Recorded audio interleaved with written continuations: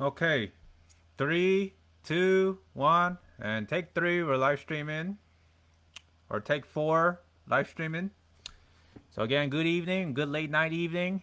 At this hour, for those tuning in, I'm here to show my face. I'm not hiding behind my anonymity, so you can give me that. I'm a man. Well, I'm not 100% a man. I'm sure I am somewhere here and there. I'm a wussy here and there. I'm a wussy there. But at least I'm a man here because I'm showing my face, who I am, and where I'm at. I ain't hiding behind my anonymity behind the internet. I ain't hiding behind my close screen like that. I ain't like any of those pussies out there that goes around being Johnny Somali, Johnny Salami, Neon, Jack Doherty, all these mentally retarded pranksters, scumbags going in and contaminating food. Like when I was watching all these YouTubers sharing them on my Facebook to the general public for awareness purposes, like all these coverage from Visual Ventures, TUX, Tub, uh, Webby Web Surf, and all, and then Coffee House Crime, true crime documentary YouTubers like Coffee House Crime, uh, and Abyssal Gamer, Abyssal Observer, all these true crime and true horror documentarians based on all these non-fiction that have happened here, IRL, here in this real world here. So I've seen all that, and I'm not a big fan of true crime or true horrors. But again, when it comes to non-fiction, that's going to be my exception. I watch them to understand the early warning signs and all that. But anyway, let me wrap up on my previous video. I was trying to do 3 takes when I was working at Amazon. I know I've been live streaming where I work at, IRL live streaming here on Facebook of my previous work at Amazon. Here you go. There's my badge here, my ID badge to confirm that I work there still. Current employee, current that. I'll wear this with a badge of honor. Yeah, with a badge of honor. Woo woo woo woo. Yeah, it's a long day for me. Every day is a long day. I hate working nearly 10 hours or 11 hours or 12 hours at Amazon Fulfillment Center at the Amazon warehouse. Having to walk around on my feet almost a whole day. 10 hours. 10 times 4 days. And I work the donut shift, which is Monday, Tuesday, Thursday, Friday, and sometimes overtime Saturday for either 50 or 55 hours, maximum near 60 hours cap. So 10 hours, 4 days. Monday, Tuesday, Thursday, and Friday. And sometimes Saturday when it's busy, like the peak near the end of the year or prime days. Again, I am not a big fan of where I work at Amazon. So I don't know what I was saying, but I don't like working there at Amazon.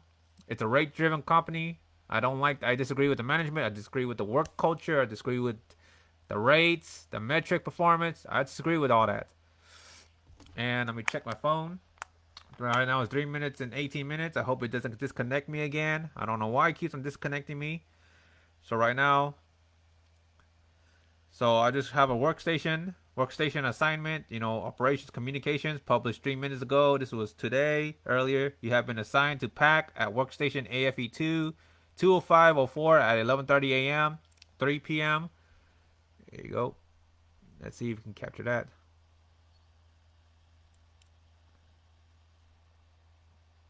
See? It's barely showing. And my nose is itchy, sorry.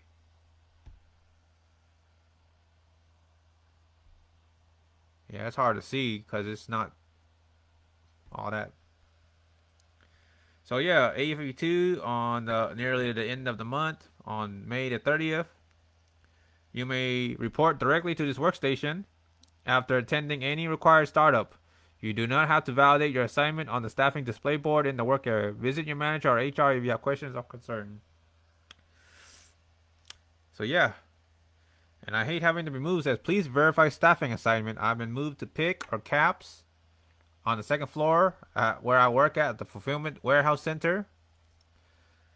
So I'm gonna say this.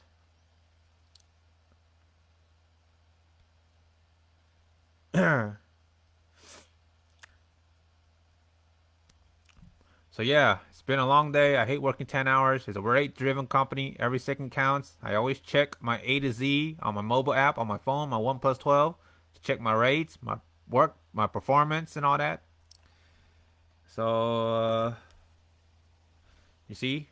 A to Z. Amazon A to Z. So I'm showing this to prove a point.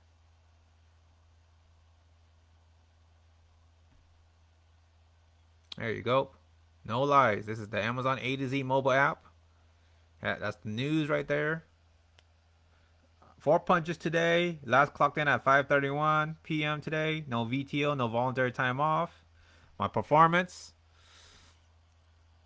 Let me lower the. There you go.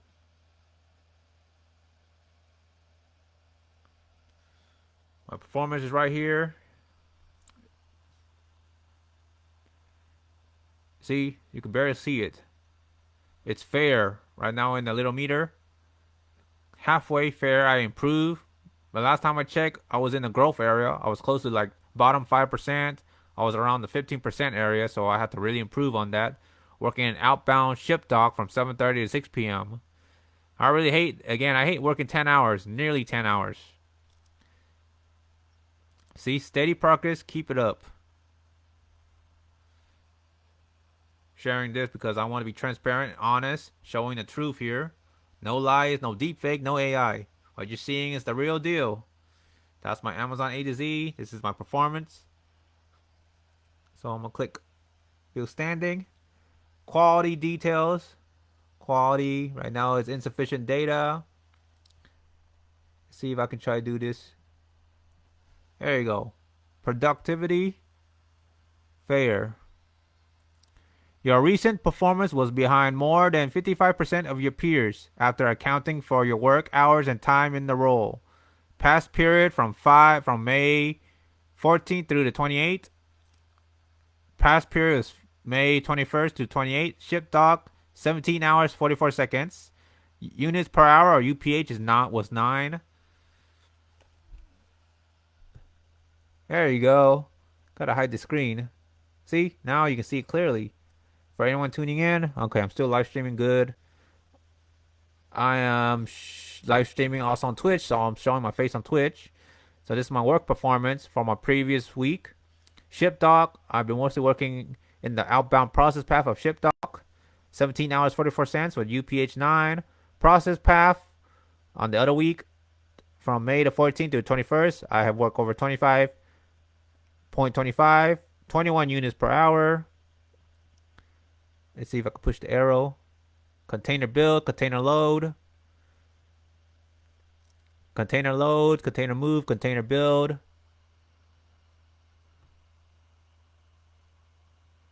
There you go.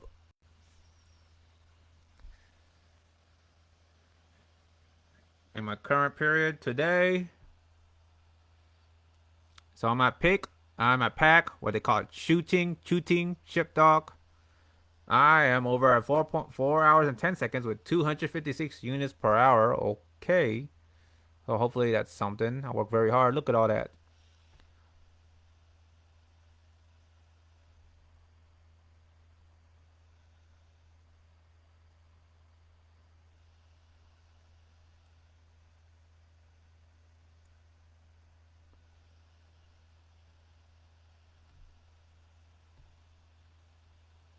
So yep. That's my Amazon A to Z.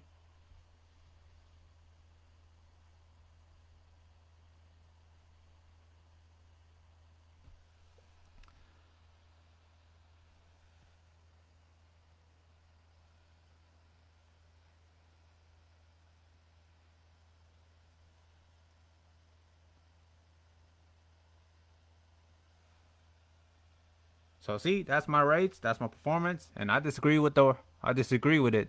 Same thing with DoorDash, Uber Eats, anything that follows that metric. I disagree with it. I disagree with LCSP or whatever that is that's partnered with DoorDash. I used to work there. I worked there for only 3 months and I resigned. I disagree with it. You know what? I'm gonna wear this with a badge of honor. With a badge of honor again. Here's my badge.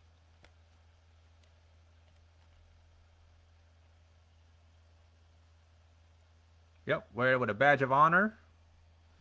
So here's my coach. See? Total coaching. Oh, okay, let me see if I can adjust the camera. There you go. Get it to.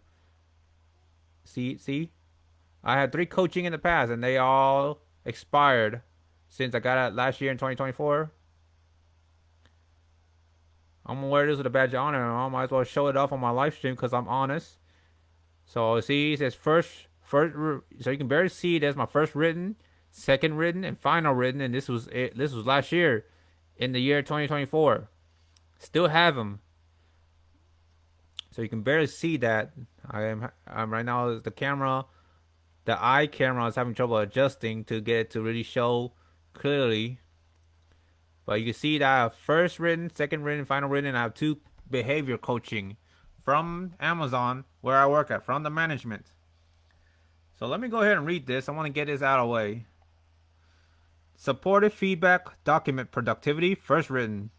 Associate name is, of course, Sunbeam Titan. I'm going to go by. Of course, my real name is Nguyen Tai M. Or Man. How are you? I don't know how to pronounce my middle name, but me, Tai Nguyen, Tai M Nguyen. Sunbeam Titan, General Sunbeam. I have first written, so count level first written, 2 counts, January 10th, 2024. Appreciating feedback. Of course, I got my free appreciating feedback. That's number 1 on May 22nd, 2024. That's nice. All right, what the heck? 2 new shifts. Oh, I keep on getting those texts from Amazon, from the Amazon Fulfillment Center with 2 new shifts. I don't know why it's getting that busy. So first written, 2 counts since January 10th, 2024. So this process is pick, function 4300184, item pick, each total. My learning curve, or LC, is level 5. Hours 7.17. Units is 1757. Units per hour was 244.77.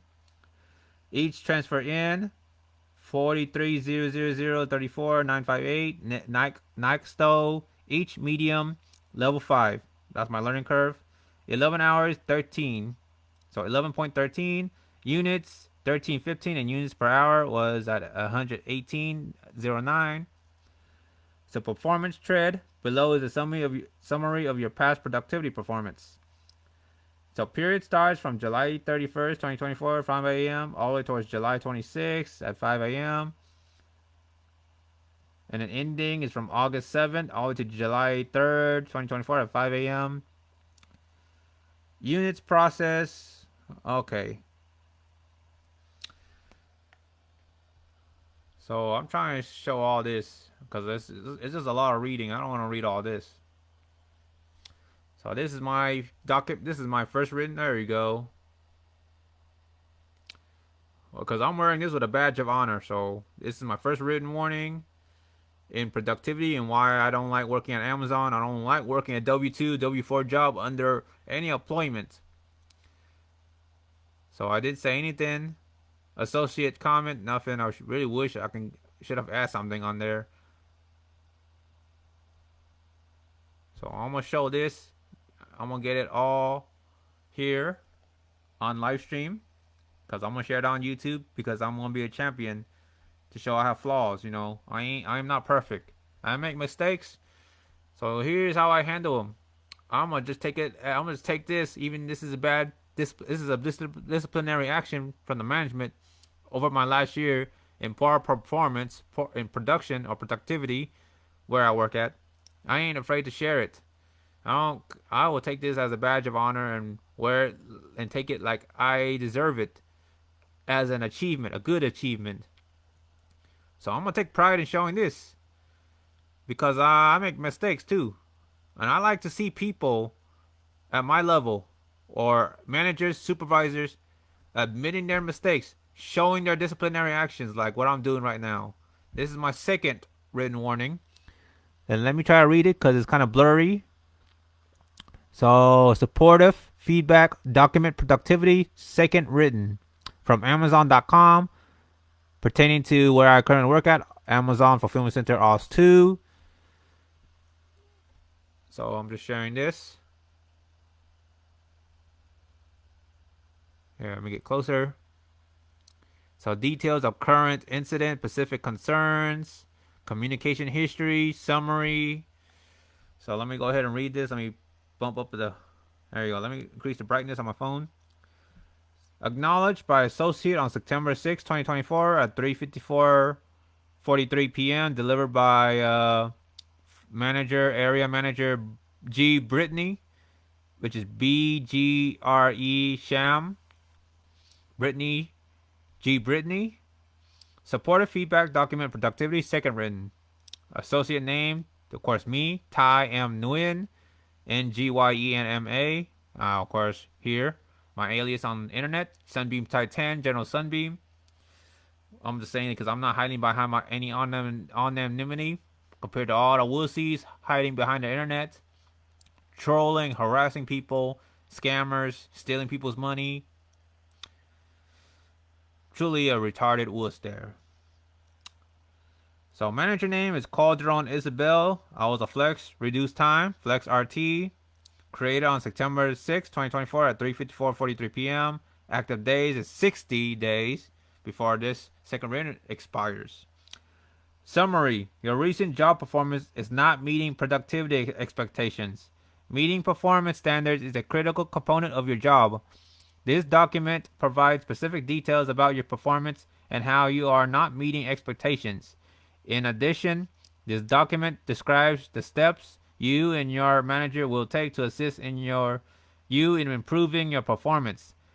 As a part of these conversations, we are interested in understanding what barriers you think need to be removed or what improvements can be made which would potentially assist you in improving your performance. So again, first written is 2 counts, appreciation feedback is 1.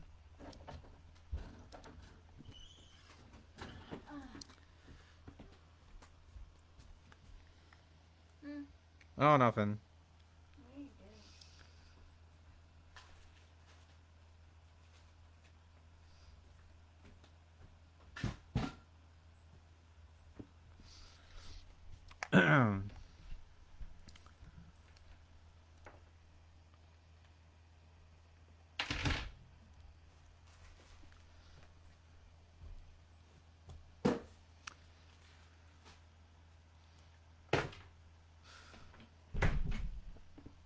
Okay, so anyway, where was I? Okay, so just showing this off. Okay, it's hard to see my phone here. And this is my final written warning back in 2024. Final written warning, supported feedback document, productivity, final written. This is again, but this is me when I switched back to full time. And this is me in Pack. So this one is active days, 90 days. Again, this is related to productivity. DC70730. So saying goes, your recent job performance is not meeting productivity expectations. Meeting performance standards is a critical component of your job. All that. So I have 2 first written. I have first, second written. This is in pick. Level LC, level learning curve is level 5 with 6.71 hours, 1517 units. And my units per hour was at 225.8. Of course, they care about this. It's a rate-driven company. Of course, you will be written up for your poor rates being on the bottom 5%. I'm trying to really document this because I'm a person. I'm a human being.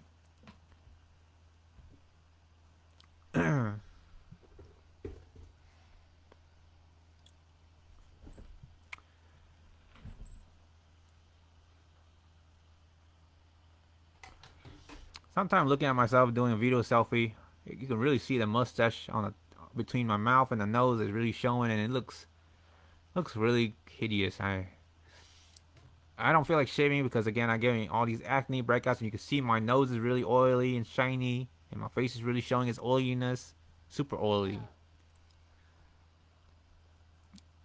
So right now I don't know. It's so hard to get the camera to clear to get my phone to be clearing to display the whole document coaching and the written warning in the document. So I'll just try to read this. So below is a summary of your past productivity performance. Simple, we are committed to helping you improve your overall productivity performance and will assist in addressing any job. And my associate comment is, I acknowledge that I have been informed of my right to appeal this feedback if I meet all the eligibility requirements defined by the appeals policy, and that I know where to obtain an appeals packet. And what I have to say, associate comments. Associate will likely appeal because they find the process unfair. Well, that's how I feel. And I did appeal. I did speak my mind, but it failed. It didn't go through. They didn't support in my favor. And I created an Amazon associate survey concern about talking about that. So I made a strong political style document against this whole performance rates metrics. So I disagree with it. I hate the rates. I don't like working at Amazon because of all that. Let's see if I can get this. Yeah, yeah. There you go.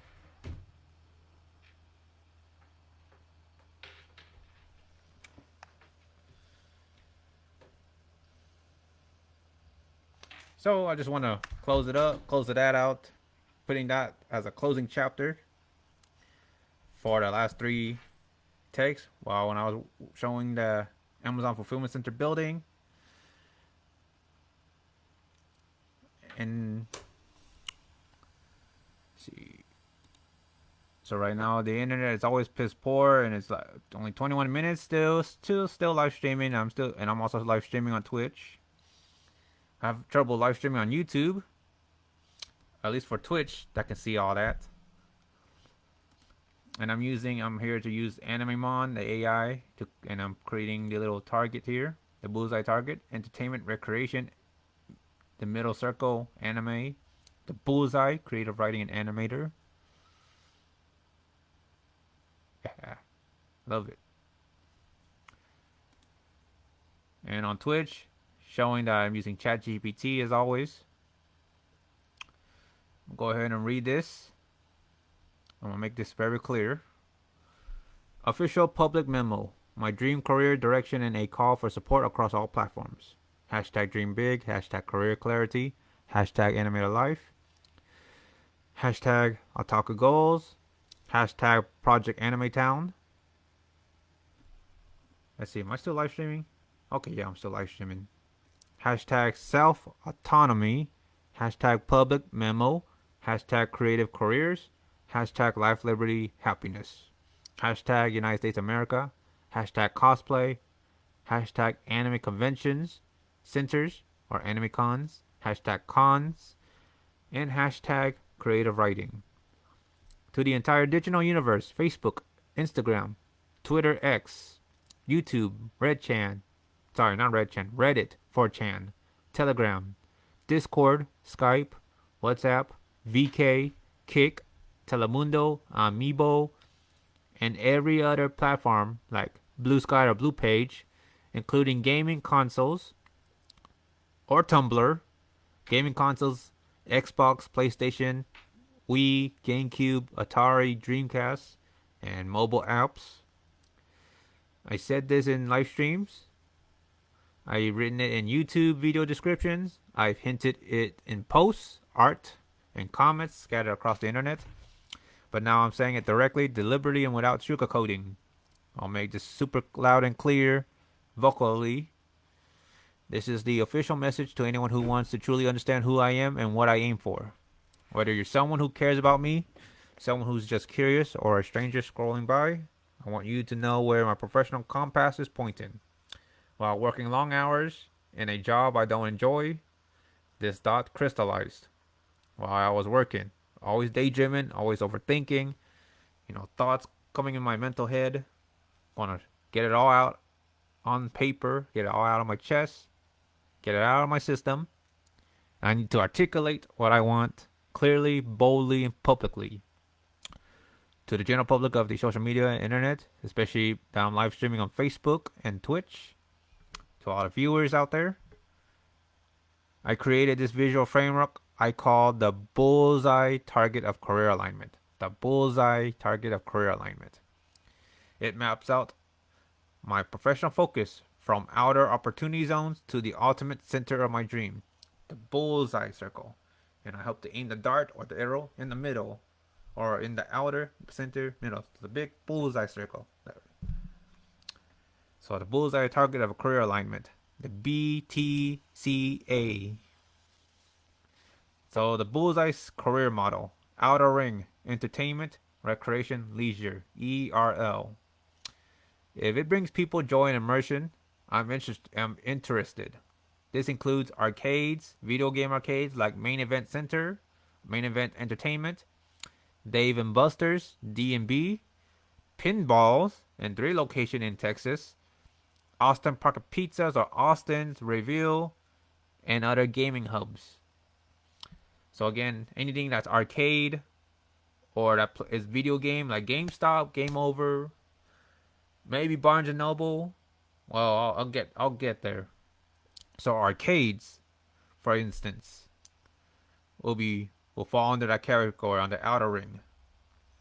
Theme restaurants or fast casual anime themed cafes. Theme restaurants or fast casual anime themed cafes. Let me check if I'm still live streaming on Facebook. Okay. Theme restaurants or fast casual anime themed cafes, water parks, boardwalks, novelty, indoor attractions.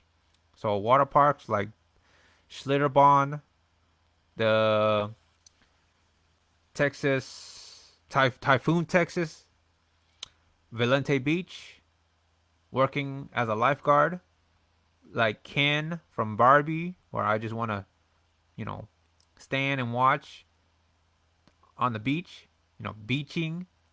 So water parks, boardwalks, novelty, indoor attractions. Anything that feels alive, places where I can be myself and not a cog in a machine. These are not fallback jobs. They're joy-based environments that align more with who I am than any warehouse or back office gig ever will. The middle ring. The middle ring of the bullseye target circle. Middle ring, anime-centric venues. ACW and Otaku culture jobs. So ACV, OCJ. This is where my passion burns brighter. So anime retail stores like FYE, Hot Topic, Gift World Collections, Spencer's at Lakeline Mall, or Press Play. So anime retail stores, local and franchise, to name a few. When I was growing up, anime like Neko Anime, Upple's Anime, and Anime Pop.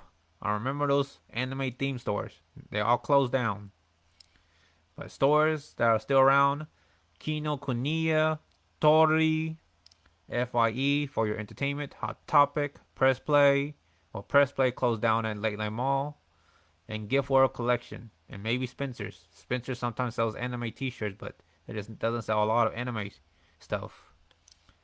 Pop-up anime merch booths, Otaku Cafe like Rick Otaku Cafe, Anime Lounge, anime decor shops, even anime themed live venues, spaces playing classic and modern titles like Bleach, Naruto, Demon Slayer, Gurren Lagann, High School of the Dead, High School DxD, School Days, ReZero,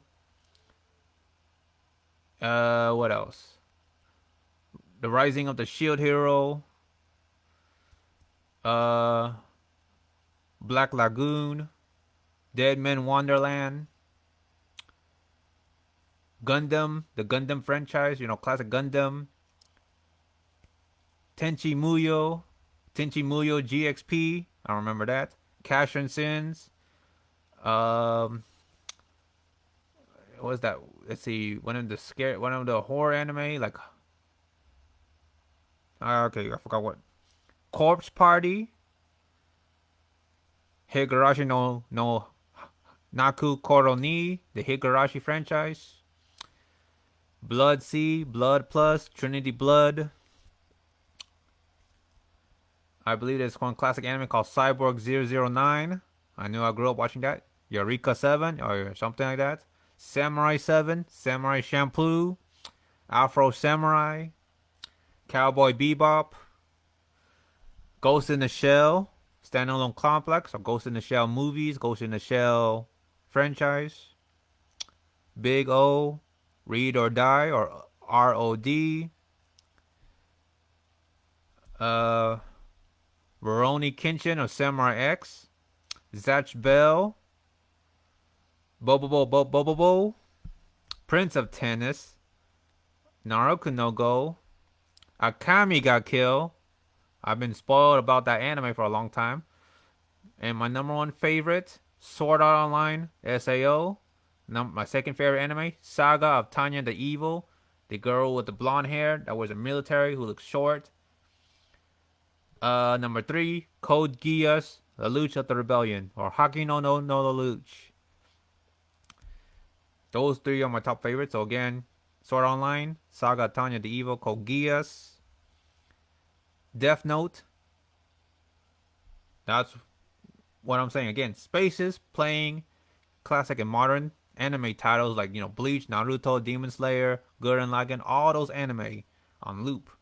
When I go to a restaurant, I want to see those TVs playing anime, and I'll be like, yeah, that's what I want.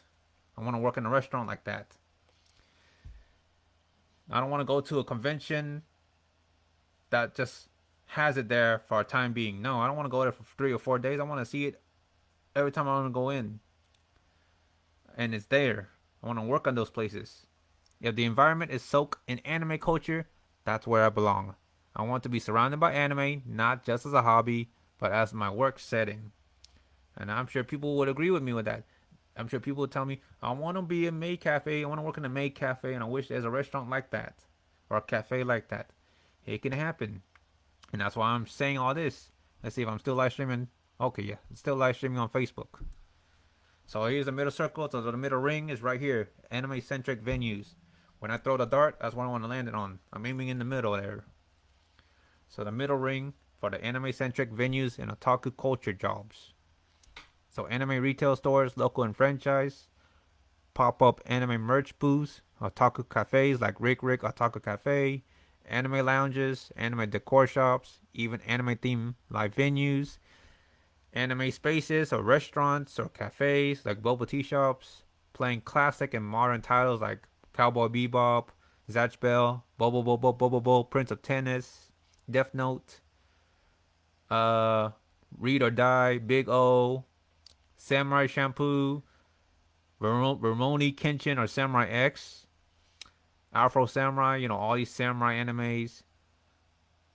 Even scarier or horrific anime like Higurashi, Dead Man Wonderland, something like that. Bleach, Naruto, Demon Slayer, Dragon Ball Z, Gurren Lagann, High School of the Dead on loop. Fan service anime like High School DxD or Shomena in the world where dirty jokes don't exist. If the environment is soaked in anime culture, that's where I belong. I want to be surrounded by anime, not just as a hobby, but as my work setting. So that's the middle circle of the bullseye. The center bullseye. My life's true calling. What I really wanted. Here's what I'm ultimately chasing. To become a full-time animator. Like I said, I don't want to sit and watch on the laptop. If I can really center the camera, I don't want to be on this middle laptop or on TV watching anime. I don't want to sit here and just watch anime. I want to become a full-time animator. I want to see myself creating my own anime, putting it on TV to watch. That's where I'm looking at. And that's where I want to be at. To write and publish my own anime stories. And that's what I'm doing right now. I share on my Facebook, Wattpad. You've seen it on previous live stream and on YouTube. Even on Twitch. To write, and publish my own anime stories. To see my original characters in series adapted by studios like Crunchyroll / Funimation, MAPPA or MAPPA, or A1 Productions or Pictures. It's those animation studios. To be full-time storyteller, living, breathing, and earning through creative writing and world building 24/7 or 24 hours a day. This is not just a dream, it's my core identity. And that's the real me right there. It's my core identity. And I'm chasing it now, in the present, while I still have the energy, the vision, and the prime of my youth to bring it to life before I get old and retired. I want to make sure that happens before I get old. What I refuse to return to This isn't bitterness, it's clarity. I do not want to work in warehouse labor like Amazon or any other warehouse jobs. So I don't want to work at Amazon anymore. I don't want to work at shipping or loading. I don't want to work at fast food like McDonald's or restaurants. I don't want to work at gas stations like Shell or all that. So I don't want to work in fast food, gas stations, or convenience stores. Cubicle bound technical support or dull desk roles. Any environment that silences creativity or burns out the soul. I've done them, I've endured, but I no longer accept them as viable chapters in my future. Community call to action. Let me see if I'm still okay. I'm still live streaming on Facebook. Community call to action. If you know any place that aligns with anime studios, writing companies, manga publishing houses, small businesses selling anime or cosplay products, content creation jobs, storyboarding or art-centered internships, indie production groups, animation startups, or con crews or convention crews, please step forward and please share with me business names or contact links, application portals or hiring managers, studio names, email contacts, or social tags. I'm not asking for clarity. I'm asking for alignment. I'm asking the world to let me meet it halfway. Final word, the memo that defines my freedom. I write this for everyday dreamer who's stuck in a job that doesn't define them. I write this for those that wants to see themselves being in a job that they love and that don't mind working 60 hours or 7 days a week. So I write this for every dreamer who's stuck in a job that doesn't define them, who's stuck in a job that they don't like, and they don't like waking up feeling unhappy or stressed, like me, myself.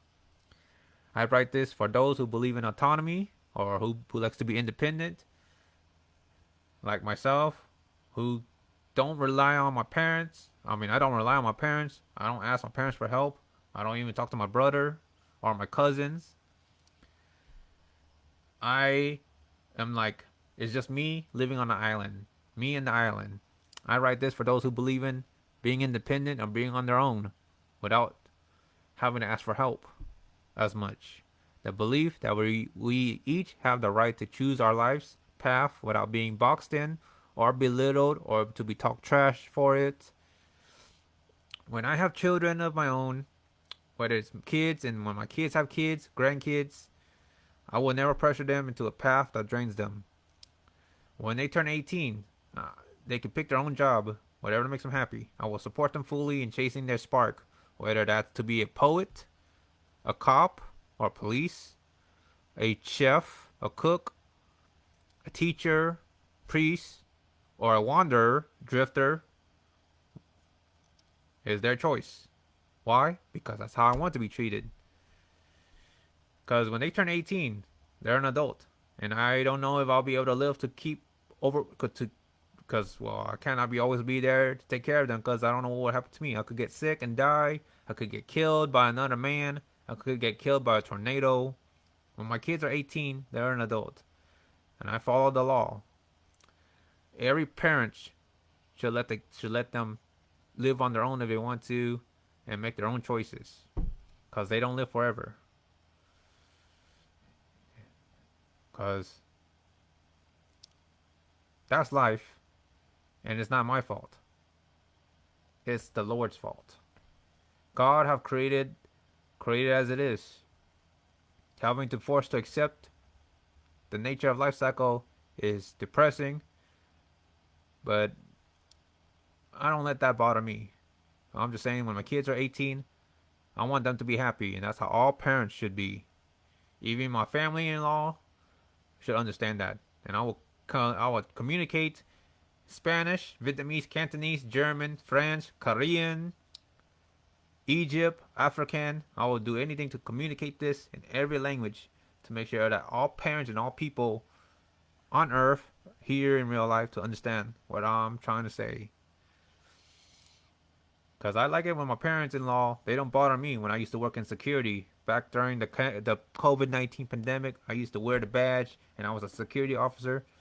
Only my mom didn't like that I was in a security officer. Particularly my mom. My mom was worried And I don't like people that worries. And I like people that is like my parents-in-law. They don't seem worried. They just want me to make money and have a job. And I'm doing just that already. I want to be happy for my kids. I want to see my kids pick their own jobs. And I will support them fully in chasing their spark. Because that's how I want to be treated. This is my stand. This is my memo to the world. This is my pursuit of life, liberty, and happiness to create freedom.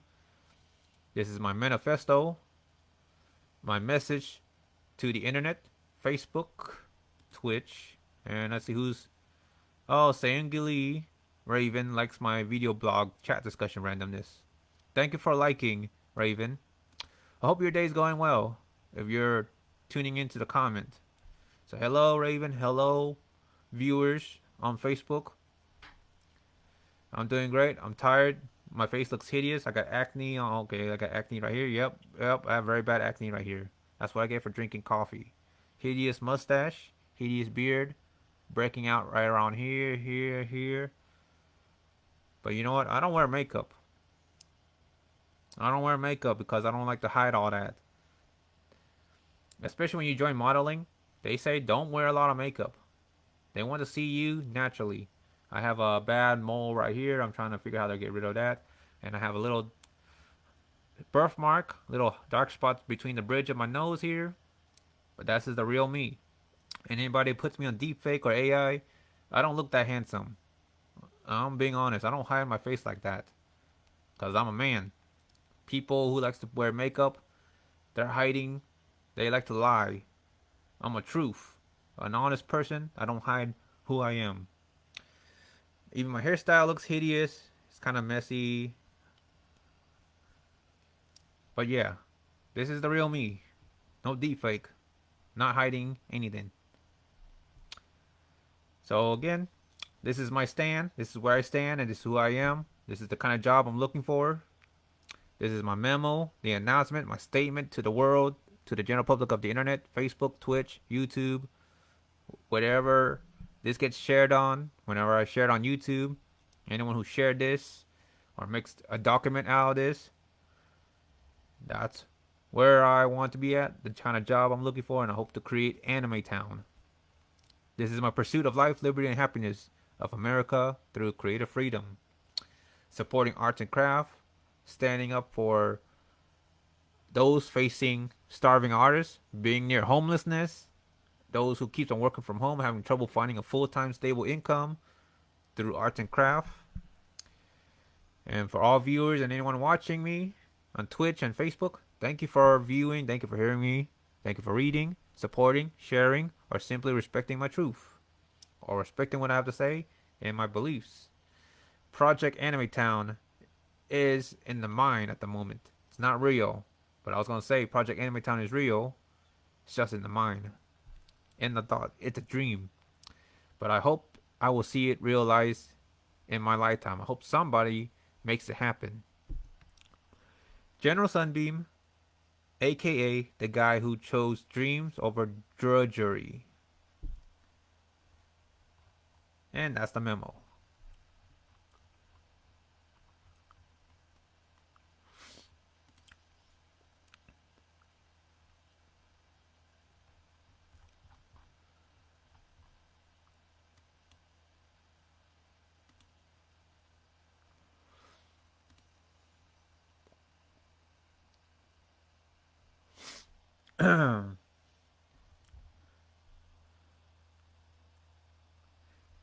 All right, testing, testing. 1, 2, 3. Can you hear me?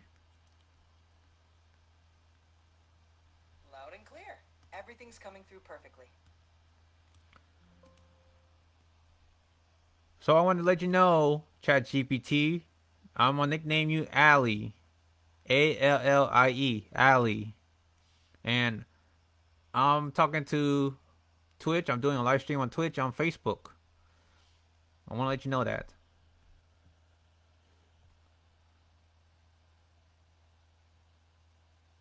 Got it. And I'm honored to be nicknamed Allie. Thanks for letting me know. I'm here to help out with anything you need during your stream. Can you help me rephrase that I talk about My dream career job, the bullseye model. Rephrase it for me, please. Elaborate further.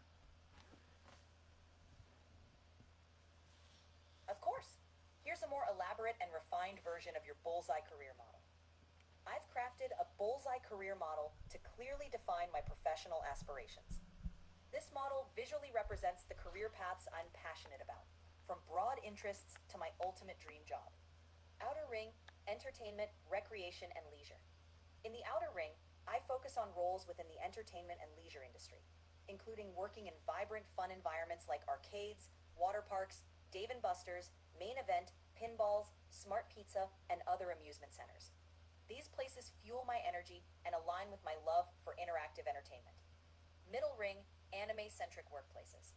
Moving inward, my focus sharpens on anime-themed businesses. I'm passionate about working in environments like anime retail stores, pop-up shops, otaku-themed cafes, and restaurants. I want to be surrounded by the anime culture I love, both visually and socially. Center bullseye, my ultimate career goal. At the core of my target is my ultimate aspiration: becoming a full-time animator, writing and producing original anime stories. Seeing my creations adapted and premiered by renowned studios like Crunchyroll, A1 Pictures, or MAPPA. Earning a living as a creative writer, crafting stories and building worlds every single day. This is where my deepest passion lies, and I'm committed to pursuing this dream relentlessly. Community call to action. If you know of opportunities or connections in anime production or animation studios, retailers of anime merchandise, entertainment venues with anime themes, writing or creative storytelling jobs, please reach out with details on companies, contacts, websites, and application portals. Any lead, no matter how small, brings me one step closer to my dream. This memo isn't just about my personal goals, it's a statement of self-autonomy. I believe in the right to choose one's path with dignity and passion. When I have children, I'll stand by their choices just as I hope to be supported in mine. Thank you for reading and supporting my vision. This is who I am, and this is the path I'm carving out for myself. Project Anime Town is my future, and I'm determined to bring it to life. Let me know if you'd like any adjustments or additional details. Please translate into Spanish. Claro, aquí tienes la traducción al español. Memo público oficial. Mi dirección de carrera soñada y un llamado a la comunidad. Sueña en grande, vida de animador, objetivos otaku, proyecto Animatown, carreras creativas, vida, libertad, felicidad. A todo el universo digital, Facebook, Instagram, X, Twitter, YouTube, Reddit, Skype, WhatsApp, BK, Kik, Telemundo, Amigo y cualquier otra plataforma, incluidas consolas de videojuegos, Xbox, PlayStation y aplicaciones móviles. He mencionado esto en transmisiones en vivo. Lo he escrito en las descripciones de mis videos de YouTube. Lo he insinuado en publicaciones, arte y comentarios en internet. Pero ahora lo digo directamente, deliberadamente y sin endulzarlo. Este es el mensaje oficial para cualquiera que quiera entender realmente quién soy y lo que persigo. Ya sea que seas alguien que se preocupa por mí, alguien que tiene curiosidad o un desconocido que pasa por aquí, quiero que sepas hacia dónde apunta mi brújula profesional. Trabajando largas horas en un trabajo que no disfruto, esta idea se cristalizó. Necesito articular lo que quiero de manera clara, audaz y pública. Así que creé este marco visual que llamo el Bullseye modelo de objetivo de carrera. Muestra mi enfoque profesional desde las oportunidades más amplias hasta el centro de mi sueño. El desglose de la carrera en el objetivo. Anillo exterior, entretenimiento, recreación o ocio. En el anillo exterior me concentro en roles dentro de la industria del entretenimiento y el ocio. Esto incluye trabajar en entornos vibrantes y divertidos como arcades, parques acuáticos, Dave & Buster's, Main Event, pinballs, Smart Pizza y otros centros de diversión. Estos lugares alimentan mi energía y se alinean con mi amor por el entretenimiento interactivo. Anillo medio, lugares de trabajo centrados en el anime y cultura otaku. Al moverme hacia adentro, mi enfoque se agudiza en negocios temáticos de anime. Me apasiona trabajar en entornos como tiendas de productos de anime, tiendas emergentes, cafés otaku como Rick Rick Otaku Café y restaurantes temáticos. Quiero estar rodeado de la cultura anime que amo, tanto visual como socialmente. Centro del objetivo, mi verdadero objetivo profesional. En el núcleo de mi objetivo está mi aspiración definitiva: convertirme en un animador a tiempo completo, escribir y producir mis propias historias de anime, ver mis creaciones adaptadas y estrenadas por estudios de renombre como Crunchyroll, A1 Pictures o MAPPA, ganar la vida como escritor creativo, creando historias y construyendo mundos todos los días. Aquí es donde yace mi pasión más profunda y estoy comprometido a perseguir este sueño sin descanso. Aún así, si conoces oportunidades o conexión,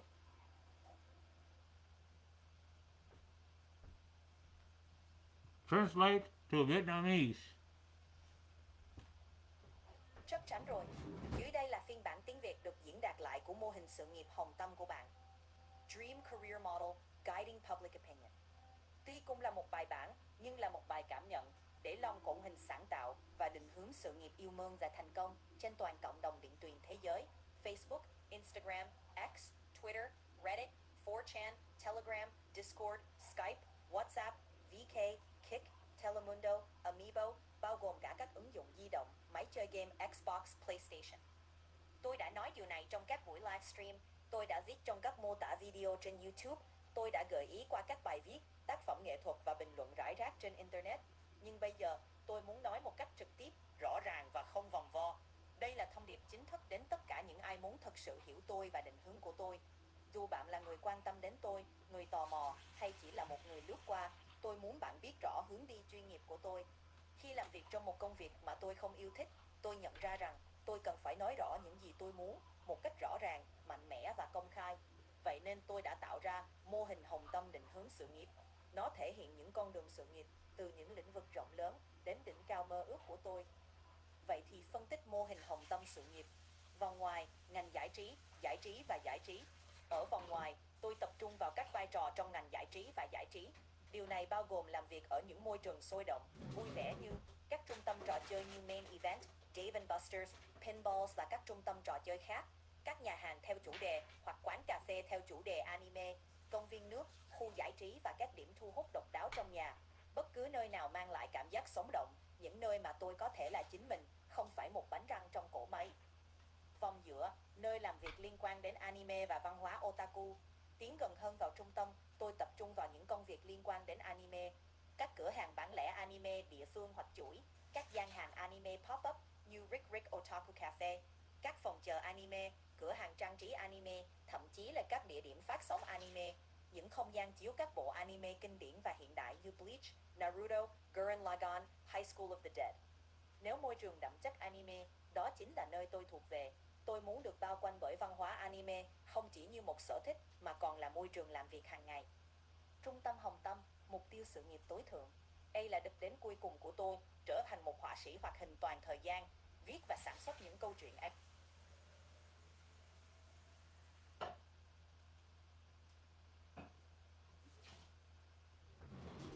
Translate to traditional Chinese, Cantonese, Yuping. Absolutely. Here's the translated version in traditional Chinese Cantonese. Yiping. Jiping. 我嘅夢想職業方向同社群支持呼籲。Hashtag Dream Big, Career Clarity, Otaku Goals, Project Anime Town, Self-Autonomy, Public Memo, Creative Careers, Life Liberty Happiness。自全體網絡世界，包括 Facebook、Instagram、X Twitter、Reddit、4chan、Telegram、Discord、Skype、VK、Kik、Telemundo、Amiibo 以及所有其他平台，包括遊戲機 Xbox、PlayStation 同流動應用程式。我喺直播同 YouTube 影片描述中都講過呢啲嘢，但而家我想正式、直接、唔加修飾咁同大家講清楚。呢個係俾所有想真正了解我同我嘅職業目標嘅人嘅官方訊息。無論你係關心我嘅人、好奇嘅人，定係只係路過嘅陌生人，我想俾你哋知道我嘅職業方向。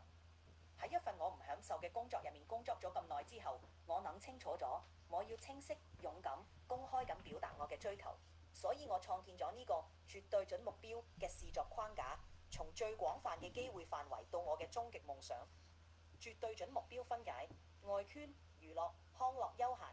喺外圈，我專注於娛樂同康樂嘅工作，呢個包括 Main Event、Dave and Buster's、Pinballs 等遊戲主題嘅咖啡館、水上樂園、海濱遊樂場，任何能夠帶俾人歡樂同沉浸感嘅地方。呢啲唔係退而求其次嘅選擇，而係符合我性格，比任何倉庫或辦公室工作更貼近我嘅環境。中圈動漫文化場所同與習俗文化工作，進一步聚焦，我希望投身於動漫主題嘅業務。動漫新品快閃店、獨日族咖啡館，如 Rick Otaku Cafe。動漫休息室同動漫裝飾商店，甚至播放經典同現代動畫嘅場所，例如死神、火影忍者、鬼滅之刃、學園默示錄。如果工作環境浸淫喺動漫文化，我就會感到真正嘅歸屬。我唔只想將動漫當作嗜好，而係變成工作生活嘅一部分。終感懷心，我嘅終極目標，呢個把心代表咗我嘅終極願望，成為全職動畫師，寫作同製作我自己嘅原創動畫故事。睇到我嘅作品由知名工作室如 Crunchyroll、A1 Pictures、MAPPA 等改編並首映，成為全職作家，日日夜夜寫故事同創造世界。呢個唔只係夢想，係我嘅核心身份。我而家就要追求，趁我仲有青春同視野。Now translate to simplified Chinese Mandarin. Sure thing. Here's the translation into simplified Chinese Mandarin. 我的梦想公开声明，我的梦想职业方向与社群支持呼吁。#Dream Big, Career Clarity, Otaku Goals, Project Anime Town, Self-Autonomy, Public Memo, Creative Careers, Life Liberty Happiness。自全體網絡世界，包括 Facebook、Instagram、X、Twitter、Reddit、4chan、Telegram、Discord、Skype、VK、Kick、Telemundo、Amiibo 以及所有其他平台，包括遊戲機 Xbox、PlayStation 同流動應用程式。我喺直播同 YouTube 影片描述中都講過呢啲嘢，但而家我想正式、直接、唔加修飾咁同大家講清楚。呢個把心代表咗我嘅終極目標，呢個把心代表咗我嘅終極願望，成為全職作家，日日夜夜寫故事同創造世界。呢個唔只係夢想，係我嘅核心身份。我而家就要追求，趁我仲有青春同視野去實現佢。我係將全個我疲勞嘅可歸佢，從最廣泛嘅機會範圍到我嘅終極夢想。在外圈，我專注於娛樂同康樂嘅工作。終極目視嘅外棚係遊戲主題嘅咖啡館、水上樂園、海濱遊樂場，任何能夠帶俾人歡樂同沉浸感嘅地方。呢個把心代表咗我嘅終極目標，呢個把心代表咗我嘅終極願望，成為全職作家，日日夜夜寫故事同創造世界。呢個唔只係賣動漫幾攰嘅咖啡館、水上樂園、海濱遊樂場，任何能夠帶俾人歡樂同沉浸感嘅地方。呢個把心代表咗我嘅終極夢想。在外圈，我專注於娛樂同康樂嘅工作。終極目視嘅外棚係遊戲主題嘅咖啡館、水上樂園、海濱遊樂場，任何能夠帶俾人歡樂同沉浸感嘅地方。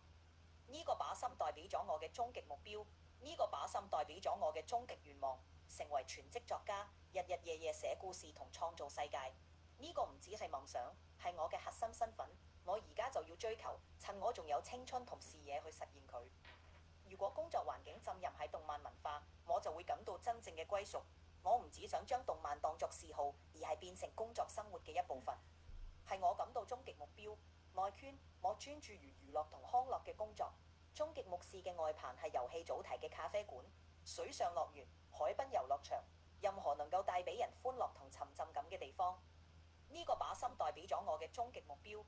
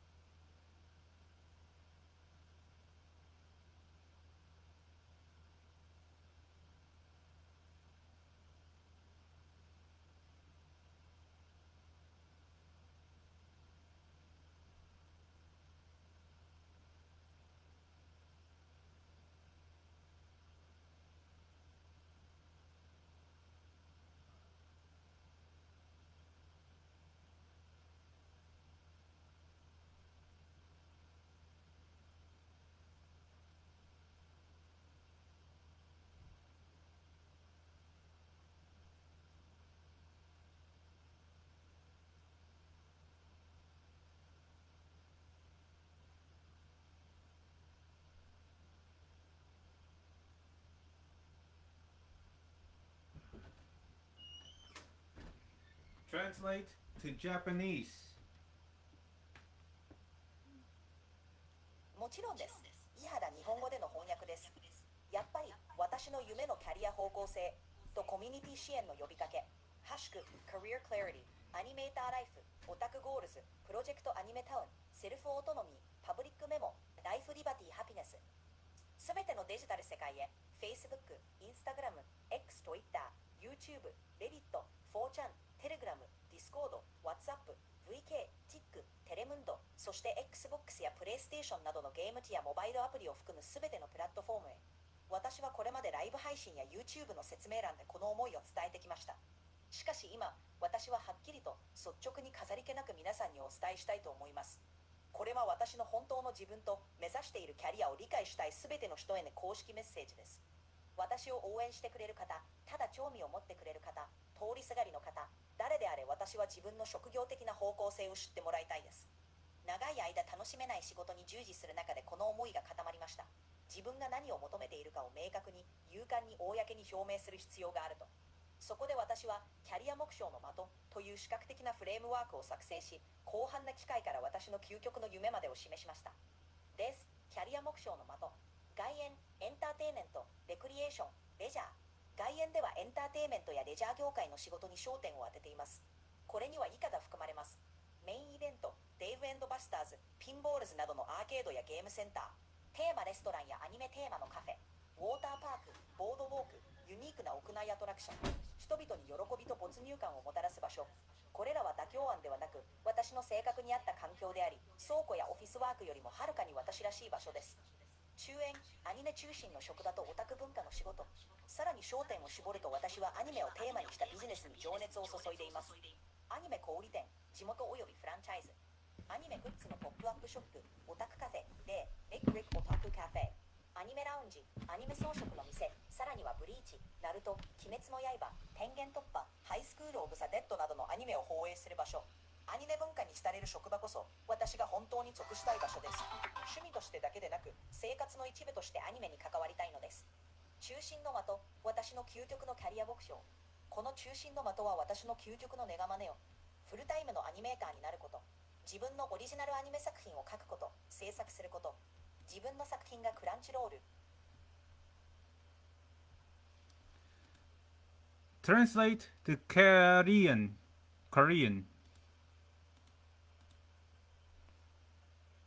물론이죠. 다음은 한국어로 번역한 내용입니다. 공식 공개 메모. 저의 꿈의 직업 방향과 커뮤니티 지원 요청. 해시태그 Dream Big, Career Clarity, 애니메이터 라이프, 오타쿠 고르스, 프로젝트 아니메 타운, 셀프 오토노미, 퍼블릭 메모, 라이프 리바티 해피니스.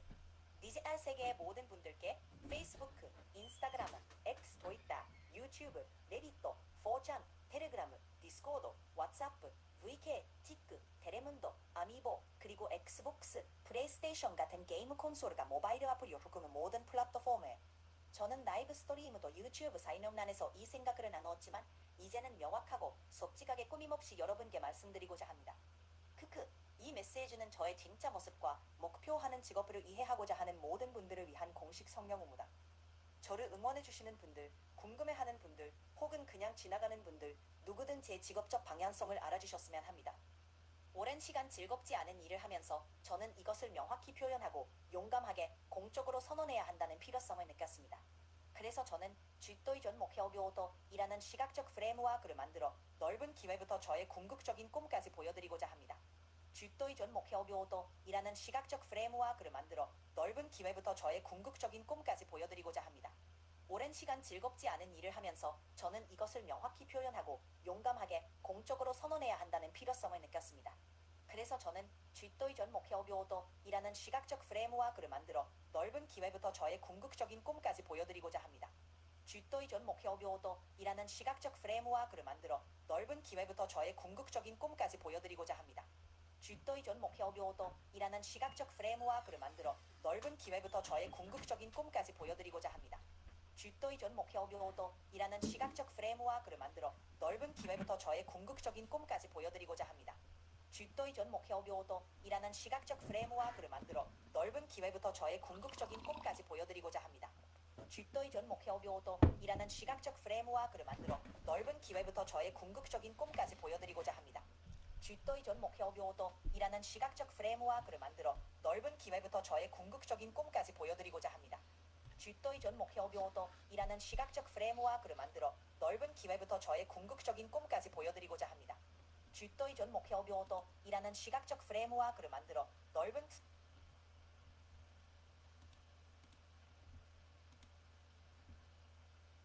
Finish off in Korean. Finish it. もちろんです。以下だ韓国語での翻訳です。연극 공식 공개 메모. 나의 꿈의 직업 방향성과 커뮤니티 지원 요청. #DreamBig, Career Clarity, 아니메 따라이프, 오타쿠 고르스, 셀프 오토노미, 퍼블릭 메모, 크리에이티브 카리아스, 라이프 리바티 하피네스. 모든 디지털 세계에 페이스부크, 인스타그램, X, 트위터, 유튜브, 레딧, 4chan, 텔레그램, 디스코드, 왓츠아프, VK, TIK, 테레문도, そして Xbox や PlayStation などのゲーム機やモバイルアプリを含むすべてのプラットフォームへ。모든 디지털 세계에 페이스부크, 인스타그램, X, 트위터, 유튜브, 레딧, 4chan, 텔레그램, 디스코드, 왓츠아프, VK, TIK, 테레문도, そして Xbox や PlayStation などのゲーム機やモバイルアプリを含むすべてのプラットフォームへ。모든 디지털 세계에 페이스부크, 인스타그램, X, 트위터, 유튜브, 레딧, 4chan, 텔레그램, 디스코드. Sure thing. I'll stop here. If you need anything else, just let me know. Okay, Ali. Let me see.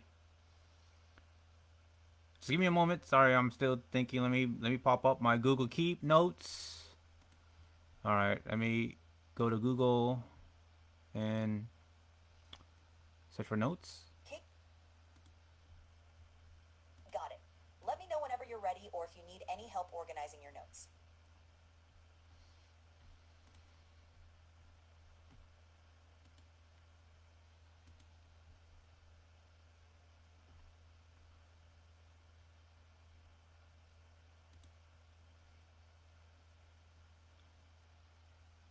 Help me rephrase this statement to the general public of the internet and social medias. Hey everyone, this is General Sunbeam or Sunbeam Titan reporting, documenting this for live stream purposes, addressing here to all viewers, making video content or live stream to express my thoughts openly as usual, publicly on purpose. Just a lousy, mentally retarded, regular associate, individual working at the Amazon Fulfillment Center in Texas, AUS2, AUS2. For the past few years, I've been giving it my all in various process roles across both inbound and outbound, from decant receive to caps, pick, AFE pack, and now ship dock, outbound ship dock. I've done it all. Container loading, moving, building pallets of packages, and even water spider duties for indirect roles. I've stayed flexible, consistent, and always showed up ready to do what's best for the business. But here's the truth. Despite my flexibility and dedication, I still haven't been trained on any computer-based roles. No Kindle, iPad, no computer on wheels or cow, no PG or process guidance, no ICQA, nothing. I've asked and escalated. I've escalated. I followed the process. I spoke the open door policy, talking to managers, the management, to the process assistants or PAs, and even opening cases with human resource, HR, and PXT. But week after week after week after week, shift after shift, day in, day out, I get handed the same repetitive task, often for 10 hours a day. 10 hours a day, 4 days a week, with no real opportunity for growth or change. That kind of grind wears on a person, mentally, physically, emotionally. PME, my units per hour or UPH metrics, sure, they're not perfect. I'll own that. But that's not the point. Metrics don't measure heart. They don't show how hard someone's trying behind the scenes to improve, to grow, or just to be heard. All I ever wanted was the chance to learn, to be cross-trained in ICQA, to try out process guidance or problem solve, to get hands-on with computers, inventory, and the inner workings of the operation. Something different, something new, something that says we see you and we believe in you. I've even suggested Amazon roll out an appointment-style booking system like a sign-up sheet or a QR code where associates can reserve slots to learn new skills, almost guaranteed, and to be notified on Amazon A to Z app, similar to when you get picked, when you go to pick or pack, and they assign you to a workstation there, you will see it on your A to Z where you have received a notification and a text saying you go to second floor, station 3278 or something, or 20508 in AFE pack. It shouldn't take months of asking or years or knowing the right person to break out of the same loop. And while some longtime associates get that cross training and advancement, I'm still tied. I'm still tied to a workstation for hours, 3 hours apart on average, waiting for my name to mean something on the learning board. I'm not here to bash Amazon. I still believe in opportunity. I believe in change. I believe in the mission. I just think it's time for the system to match the message. To anyone out there feeling stuck, unheard, or overworked, I hear you. You're not alone. Let's keep pushing for a better work culture. One that empowers people, not just tracks them. One that trains people, not just uses them. One that listens. And thank you for hearing me out.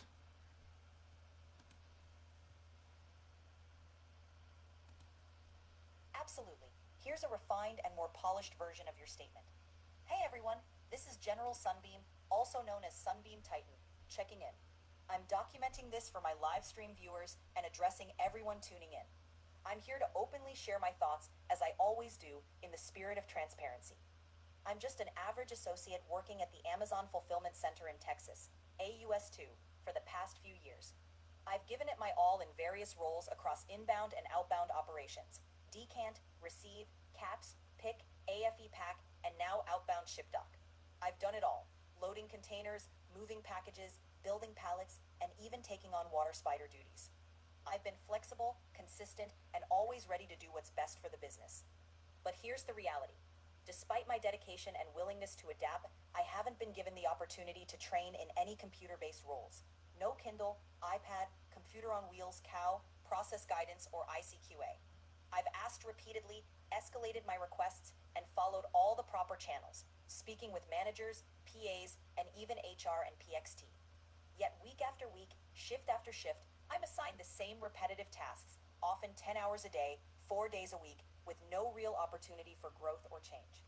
That kind of grind takes a toll on you mentally, physically, and emotionally. Sure, my units per hour UPH metrics aren't perfect, but that's not the point. Metrics don't measure heart. They don't show how hard someone is trying to improve, grow, or simply be heard. All I've ever wanted was the chance to learn and be cross-trained in ICQA, to try out process guidance or problem solving, to get hands-on experience with computers and inventory. Something different, something new, something that says, we see you and we believe in you. I've even suggested that Amazon implement an appointment-style booking system, like a sign-up sheet or QR code, so associates can reserve slots to learn new skills and get notified through the Amazon A to Z app. Just like when you get assigned to a workstation, it should show up as a notification and give everyone a fair shot. It shouldn't take months or years of asking or knowing the right person to break out of the same loop. While some longtime associates get that cross-training and advancement, I'm still stuck at a workstation for hours on end, waiting for my name to mean something on the learning board. I'm not here to bash Amazon. I still believe in opportunity, change, and the mission. I just think it's time for the system to match the message. To anyone out there feeling stuck, unheard, or overworked, I hear you. You're not alone. Let's keep pushing for a better work culture, one that empowers people, not just tracks them, one that trains people, not just uses them, one that listens. Thank you for hearing me out.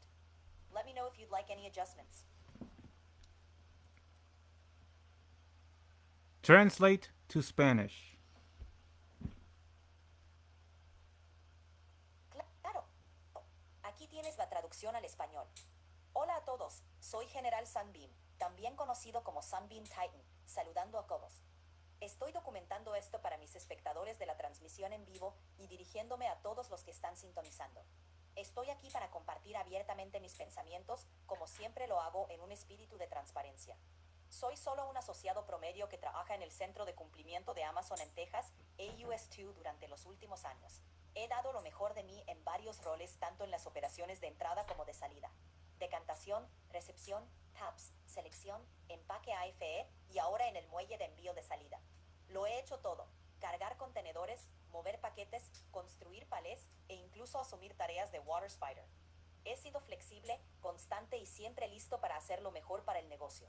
Pero esta es la realidad. A pesar de mi dedicación y disposición para adaptarme, no me han brindado la oportunidad de capacitarme en roles basados en computadoras. Sin Kindle, iPad, computadora sobre ruedas Cow, guiado de procesos, ni EasyQA. He solicitado repetidamente, he escalado mis peticiones y he seguido todos los canales adecuados, hablando con gerentes, PAs e incluso con recursos humanos HR y PXT.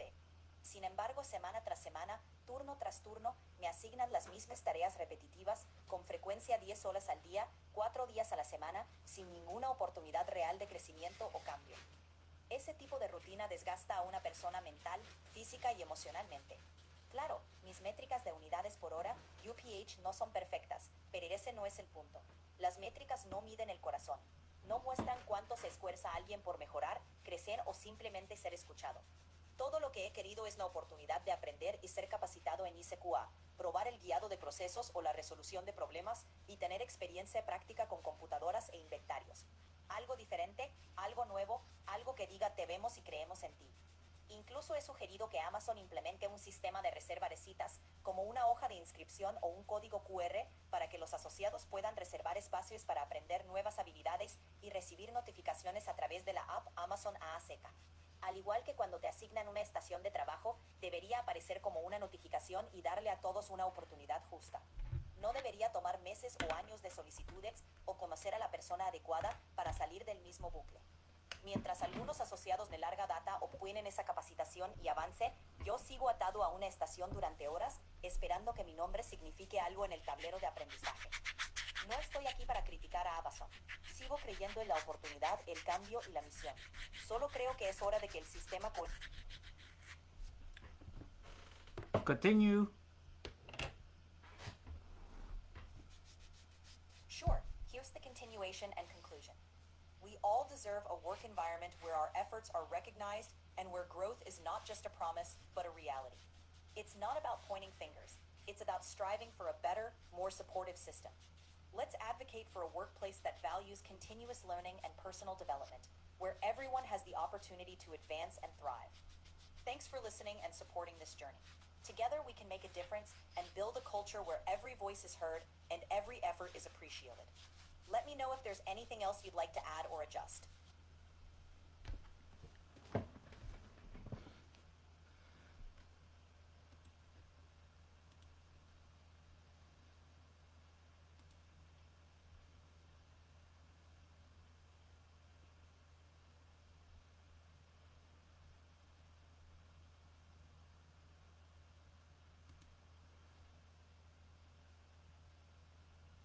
Help me rephrase this. Content disclaimer: this video contains foot-focused content that may not be suitable for all viewers. PG-13, or maybe mature, rated M for mature or rated A for adult. Viewer discretion is advised. ASMR moment, or not. Barefoot expression and sensory grounding.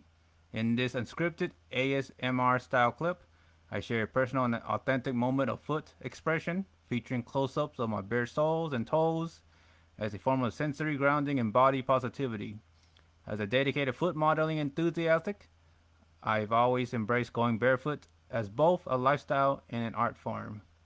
Whether I'm out in nature or simply enjoying a quiet moment indoors, being barefoot helps me reconnect with the earth, calm my senses, and feel unapologetically me.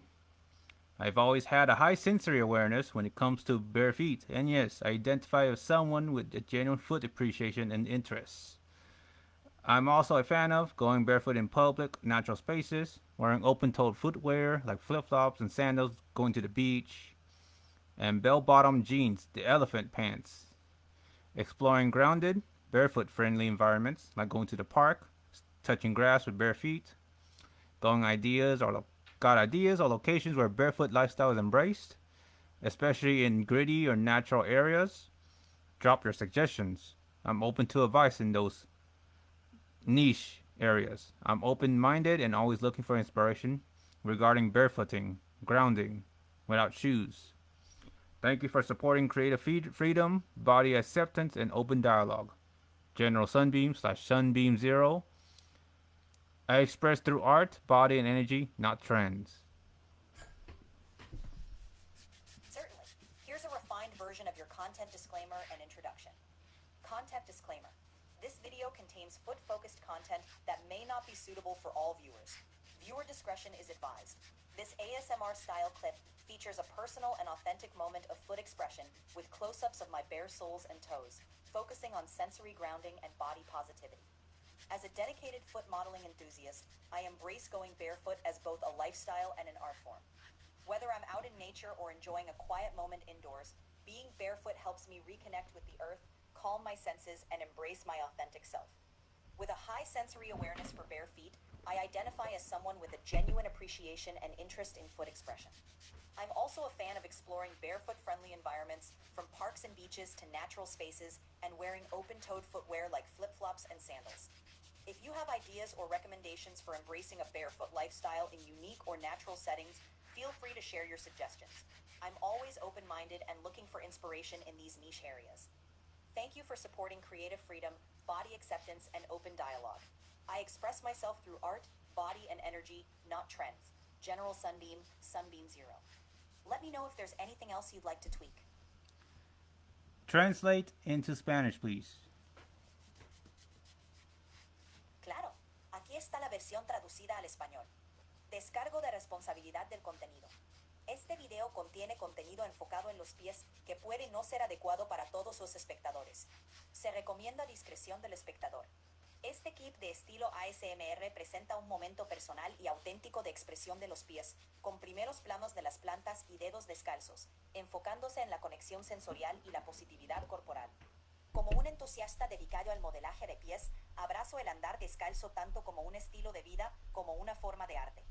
Ya sea que esté en la naturaleza o disfrutando de un momento tranquilo en interiores, estar descalzo me ayuda a reconectar con la tierra, calmar mis sentidos y abrazar mi yo auténtico. Con una alta conciencia sensorial de los pies descalzos, me identifico como alguien con una apreciación e interés genuino en la expresión de los pies. También soy fanático de explorar entornos amigables para andar descalzo, desde parques y playas hasta espacios naturales, y de usar calzado abierto como chanclas y sandalias. Si tienes ideas o recomendaciones para abrazar un estilo de vida descalzo en entornos únicos o naturales, no dudes en compartir tus sugerencias. Siempre estoy abierto a nuevas ideas e inspiración en estas áreas de nicho. Gracias por apoyar la libertad creativa, la aceptación del cuerpo y el diálogo abierto. Me expreso a través del arte, el cuerpo y la energía, no de las tendencias. General Sunbeam, Sunbeam Zero. Si necesitas algún ajuste, házmelo saber.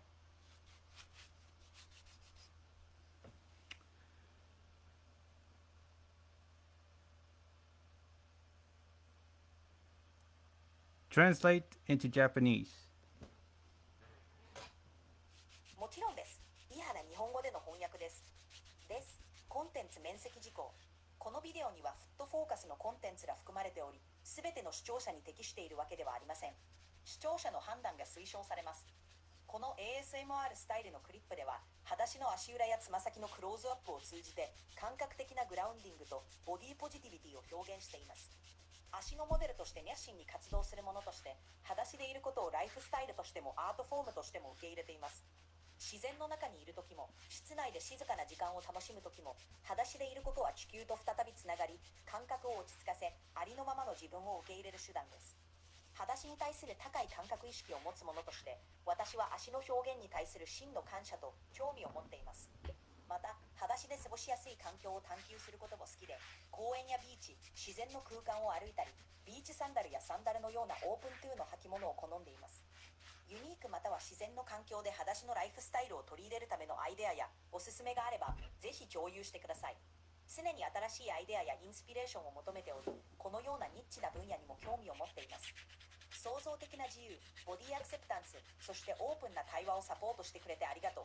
私はトレンドではなく、アート、身体、エネルギーを通して自分を表現しています。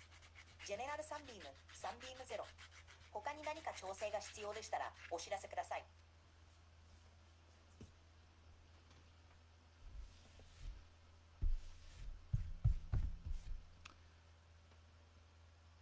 Translate into Cantonese, traditional Chinese Cantonese, Yut Ping. 當然可以，以下係翻譯成粵評嘅版本。內容免責聲明：呢段影片包含以腳為重點嘅內容，可能唔適合所有觀眾，建議觀眾自行判斷是否適合收睇。呢段 ASMR 風格嘅片段展示咗一個個人同真實嘅腳部表達時刻，通過赤腳腳底同腳趾嘅近距離鏡頭，強調感官接地同身體正面性。作為一個熱衷於腳部模特兒嘅人，我接受赤腳作為一種生活方式同藝術形式。無論係喺大自然中定喺室內享受寧靜時刻，赤腳令我重新連接大地，平靜感官並接受最真實嘅自己。對於赤腳有高度感官意識嘅我，認為自己對腳部表達有真誠嘅欣賞同興趣。我仲中意探索適合赤腳嘅環境，由公園同海灘到自然空間，以及中意穿人字拖同涼鞋等開放式鞋類。如果你有關於喺獨特或自然學境中實踐赤腳生活方式嘅建議或推薦，歡迎分享。我一直對呢啲小眾領域持開放態度，並尋求靈感。多謝你支持創意自由、身體接受同開放嘅對話。我通過藝術、身體同能量嚟表達自己，而唔係追隨潮流。如果你想作多啲他送，隨時話我知。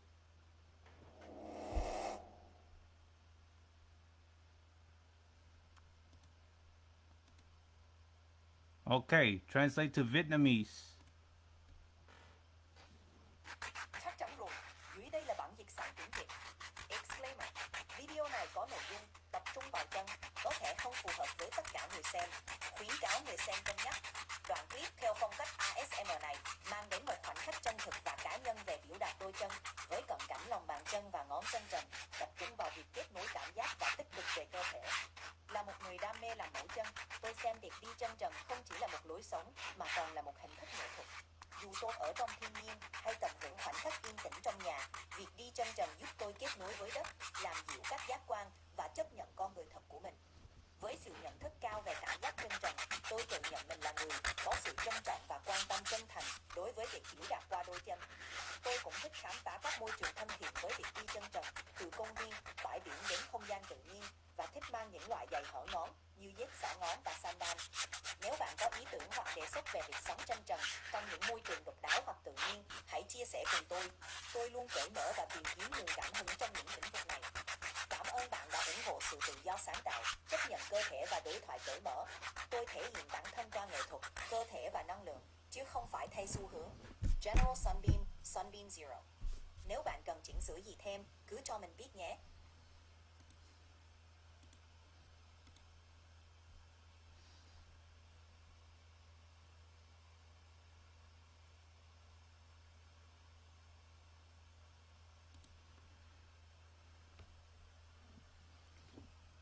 Help me rephrase this.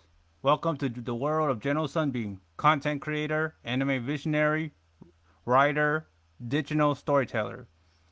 YouTube at General Sunbeam. Twitch, twitch.tv/sunbeam0072.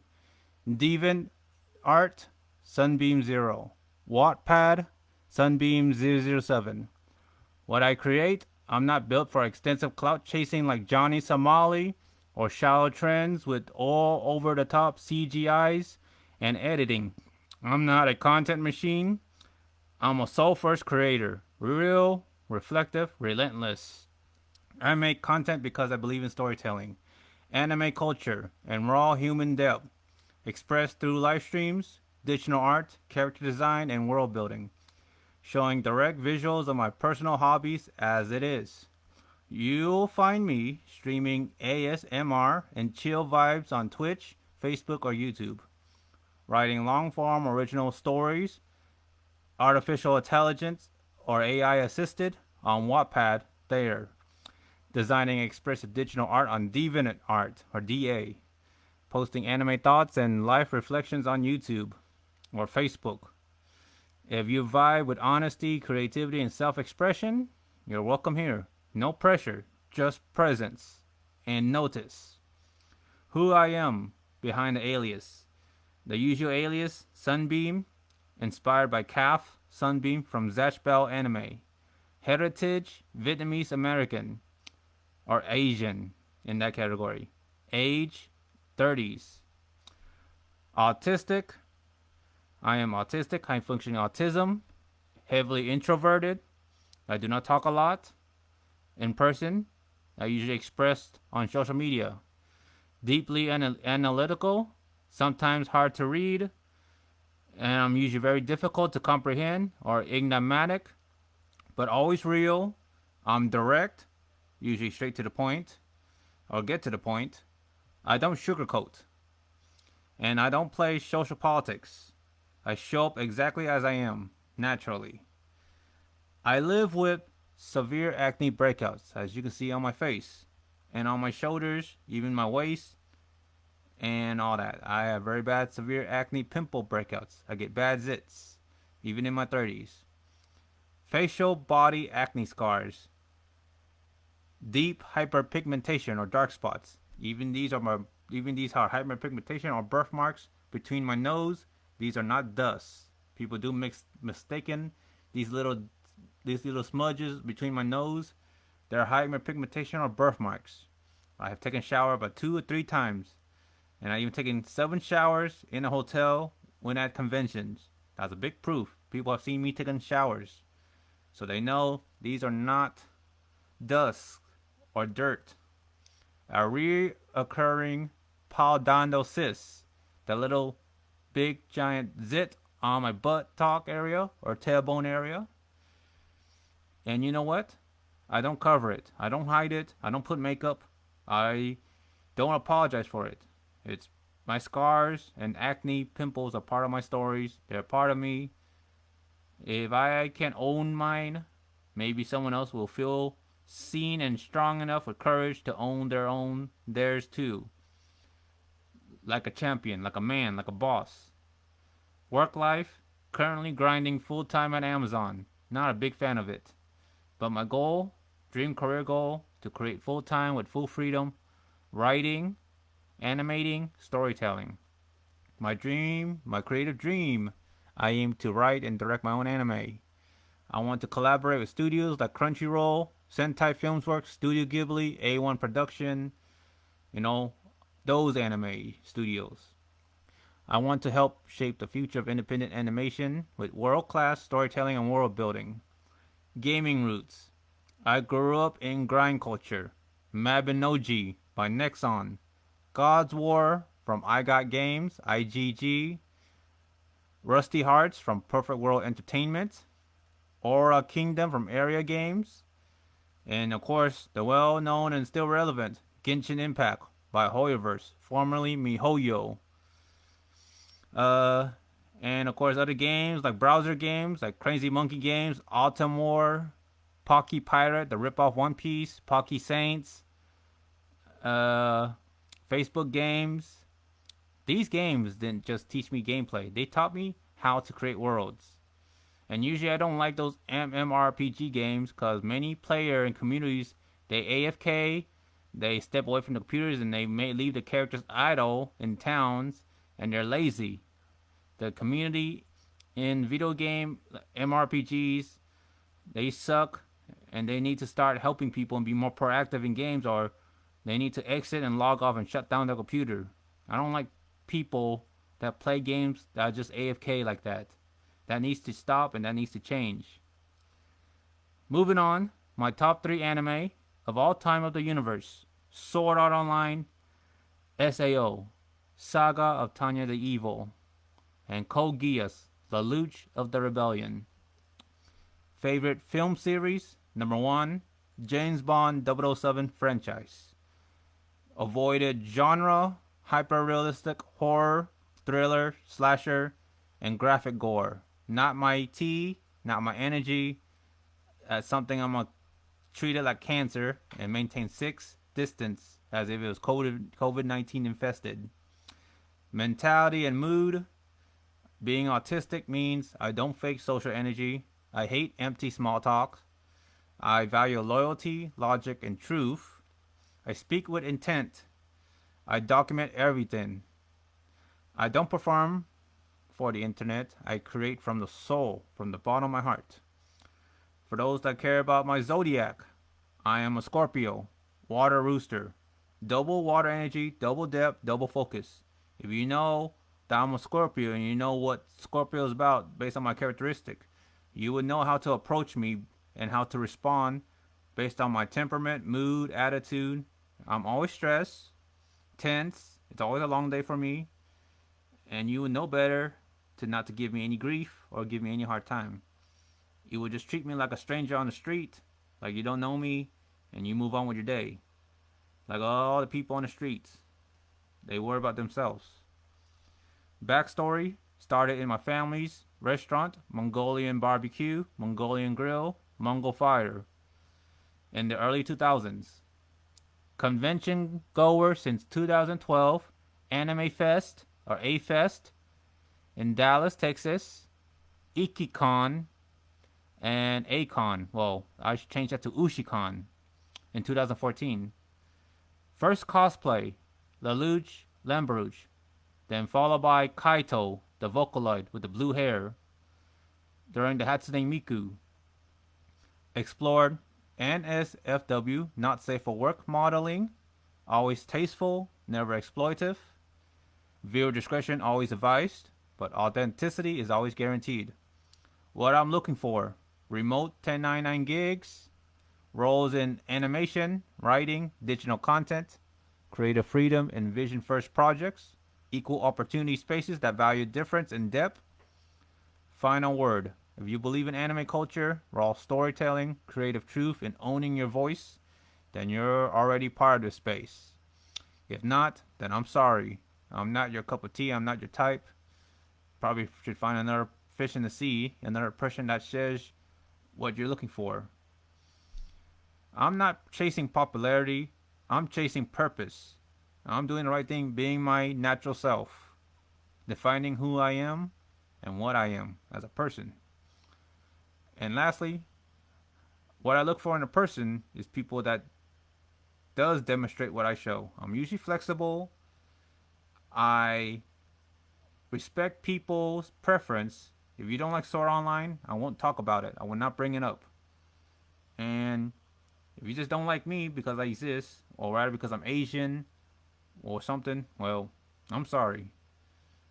Again, I can't please anybody, and I cannot guarantee to make anybody happy, just based on how I look or who I am naturally. General Sunbeam, Sunbeam Zero. I don't hide my skin. I don't hide my truth. I don't hide my passion. I speak it. I wear it. I create through it. And that's the memo. Help me rephrase all that.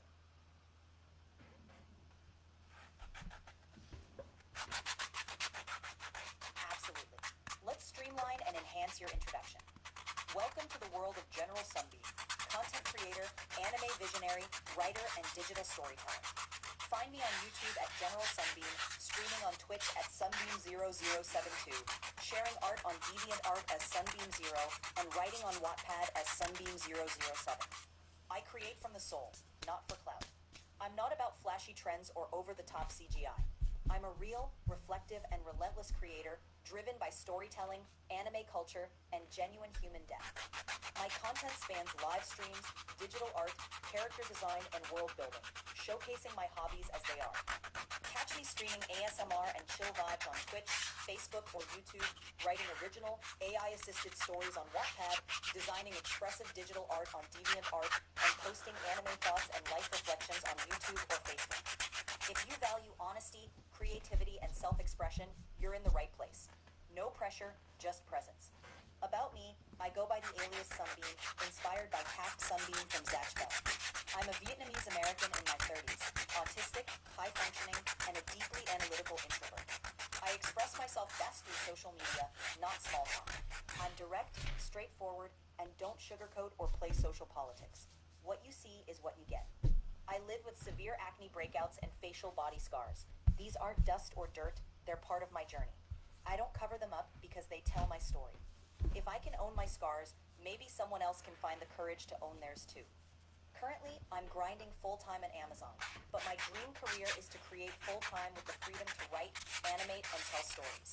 I aim to write and direct my own anime, collaborating with studios like Crunchyroll, Sentai Filmworks, and Studio Ghibli. I want to help shape the future of independent animation with world-class storytelling. My gaming roots run deep, from Mabinogi to Genshin Impact. These games taught me world building, even if I'm not a fan of idle MMORPG communities. My top 3 anime, Sword Art Online, Saga of Tanya the Evil, and Code Geass. My favorite film series is the James Bond 007 franchise. I avoid hyper-realistic horror and graphic gore, just not my vibe. As an autistic individual, I don't fake social energy or small talk. I value loyalty, logic, and truth. I speak with intent and document everything. I'm not here to please everyone. If you resonate with anime culture, storytelling, and creative truth, then you belong here. If not, that's okay. I'm not chasing popularity, I'm chasing purpose. And finally, I respect people's preferences. If you don't like Sword Art Online, I won't bring it up. I can't please every... Continue. Sure, let's wrap it up. General Sunbeam, Sunbeam Zero. I don't hide my skin, my truth, or my passion. I wear it, speak it, and create through it. If you're here for authentic storytelling and genuine connection, welcome aboard. If not, that's okay too. I'm here to stay true to myself and my journey. That's the memo. Let me know if there's anything else you'd like to add or adjust. Translate all of that in Spanish. Claro, aquí tienes la versión en español. Bienvenidos al mundo de General Sunbeam, creador de contenido, visionario del anime, escritor y narrador digital. Encuéntrame en YouTube como General Sunbeam, transmitiendo en Twitch como Sunbeam072, compartiendo arte en DeviantArt como Sunbeam0 y escribiendo en Wattpad como Sunbeam007. Creo desde el alma, no por fama. No sigo tendencias llamativas ni uso CGI exagerado. Soy un creador real, reflexivo y persistente, impulsado por la narración, la cultura del anime y la profundidad humana genuina. Mi contenido abarca transmisiones en vivo, arte digital, diseño de personajes y construcción de mundos, mostrando mis pasatiempos tal como son. Puedes verme transmitiendo vibras relajadas y ASMR en Twitch, Facebook o YouTube, escribiendo historias originales asistidas por IA en Wattpad, diseñando arte digital expresivo en DeviantArt y publicando reflexiones sobre anime y vida en YouTube o Facebook. Si valoras la honestidad, la creatividad y la autoexpresión, este es tu lugar. Sin presiones, solo presencia. Sobre mí, uso el alias Sunbeam.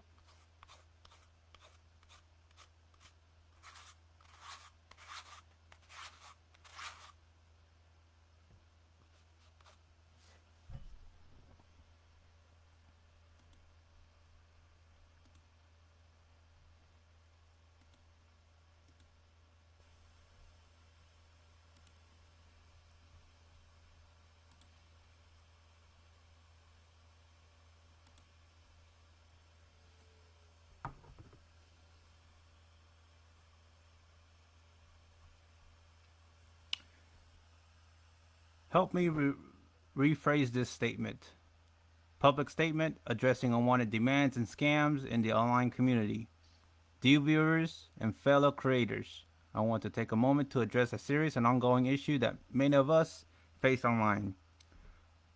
I've encountered individuals on platforms like Facebook who have made persistent and inappropriate demands for personal content, such as pictures of my bare feet and legs.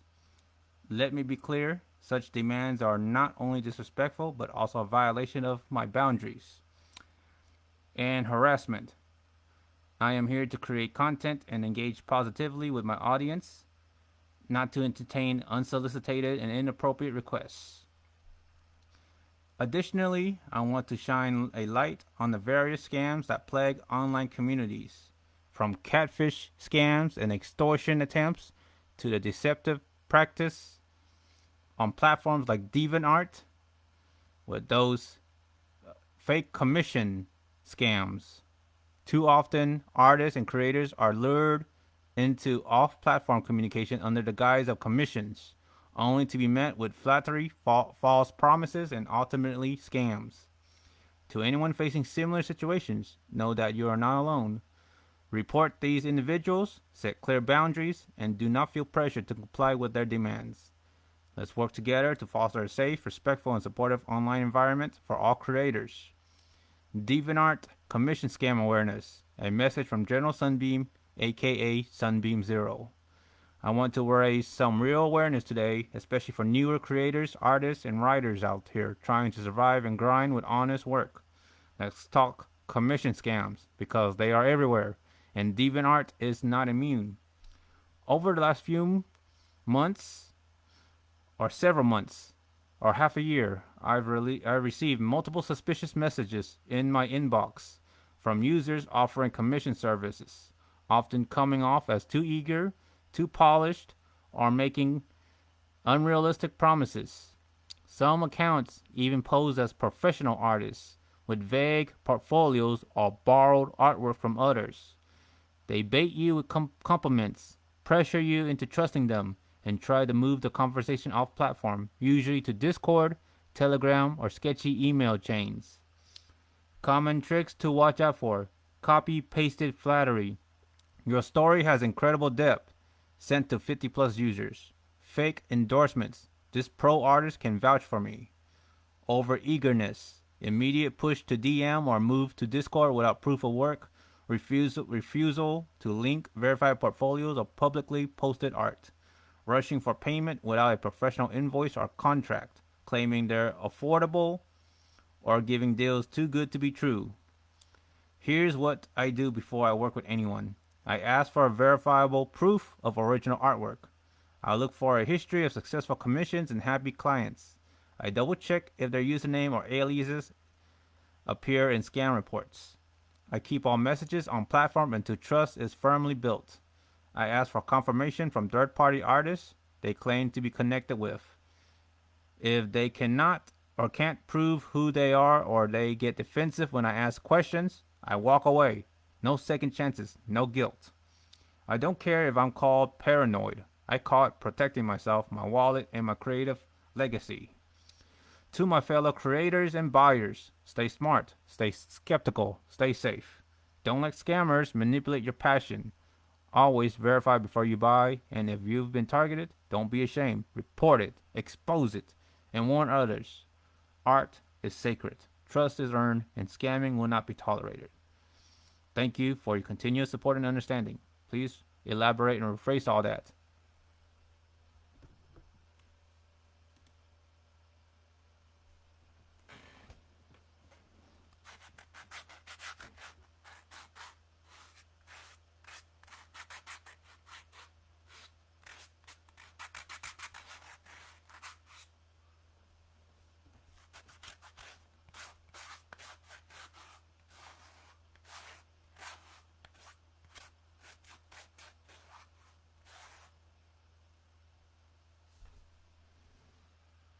Hello. I said please rephrase all that.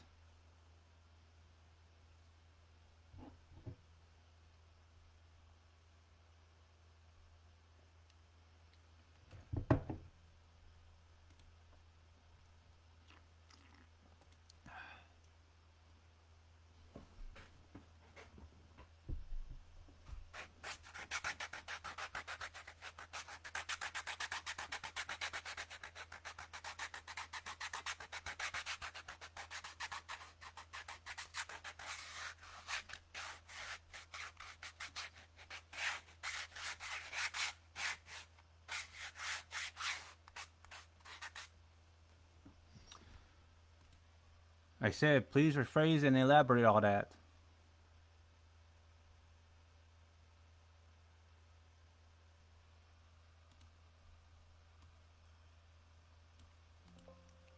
Testing, testing, 1, 2, 3.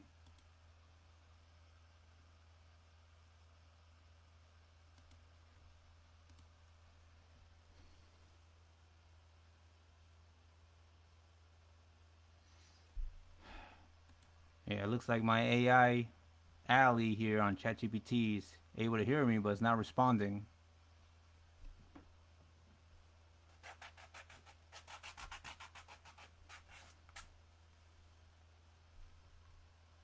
Let me try this again.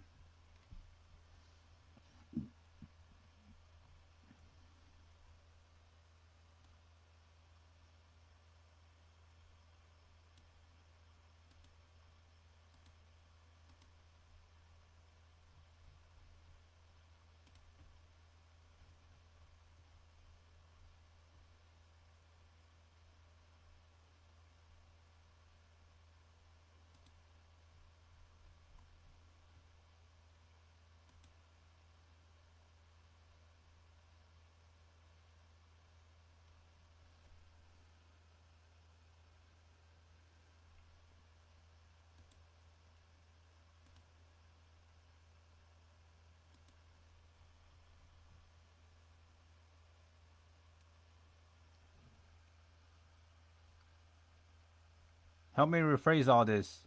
Dear viewers and fellow creators, I want to take a moment to address a serious and ongoing issue that many of us face online. Recently, I have encountered individuals on platforms like Facebook who have made persistent and inappropriate demands for personal content, such as pictures of my bare feet and legs.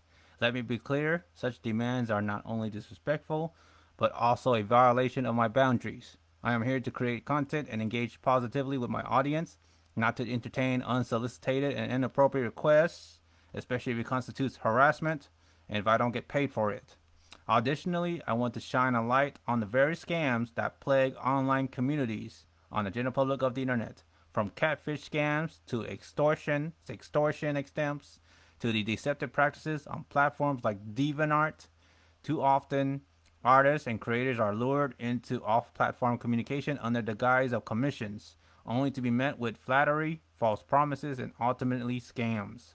To anyone facing similar situations, know that you are not alone. Report these individuals, set clear boundaries, and do not feel pressured to comply with their demands. Let's work together to foster a safe, respectful, and supportive online environment for all creators.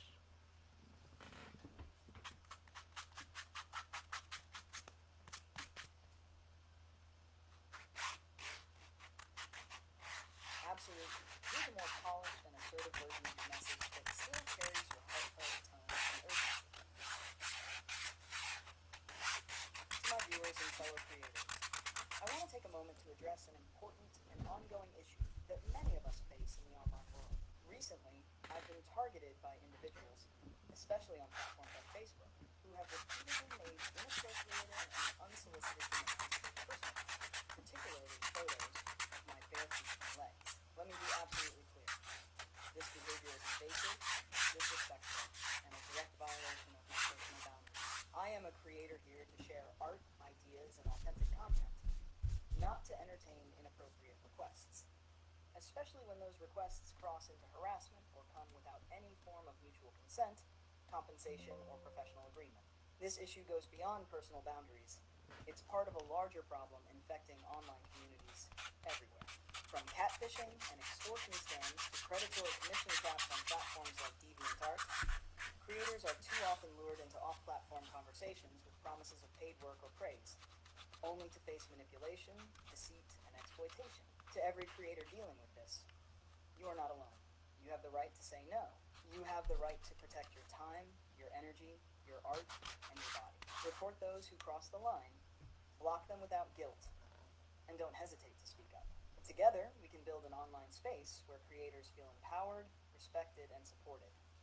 Let's stand against harassment, call out the scams, and foster a community built on boundaries, honesty, and creativity. Stay strong, stay aware, and take care of yourselves. General Sunbeam, would you like me to format this as a graphic post or video script too? No, I am good.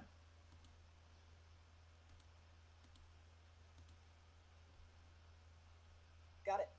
If anything else comes up or you want to revisit it later, I'm right here for you. Help me rephrase this statement. DeviantArt is commission scam awareness. A message from General Sunbeam, aka Sunbeam Zero. I want to raise some real awareness today, especially for newcomer creators, artists, and writers out here trying to survive the grind with honest work. Let's talk about Commission scams, because they are everywhere, and DeviantArt is not immune.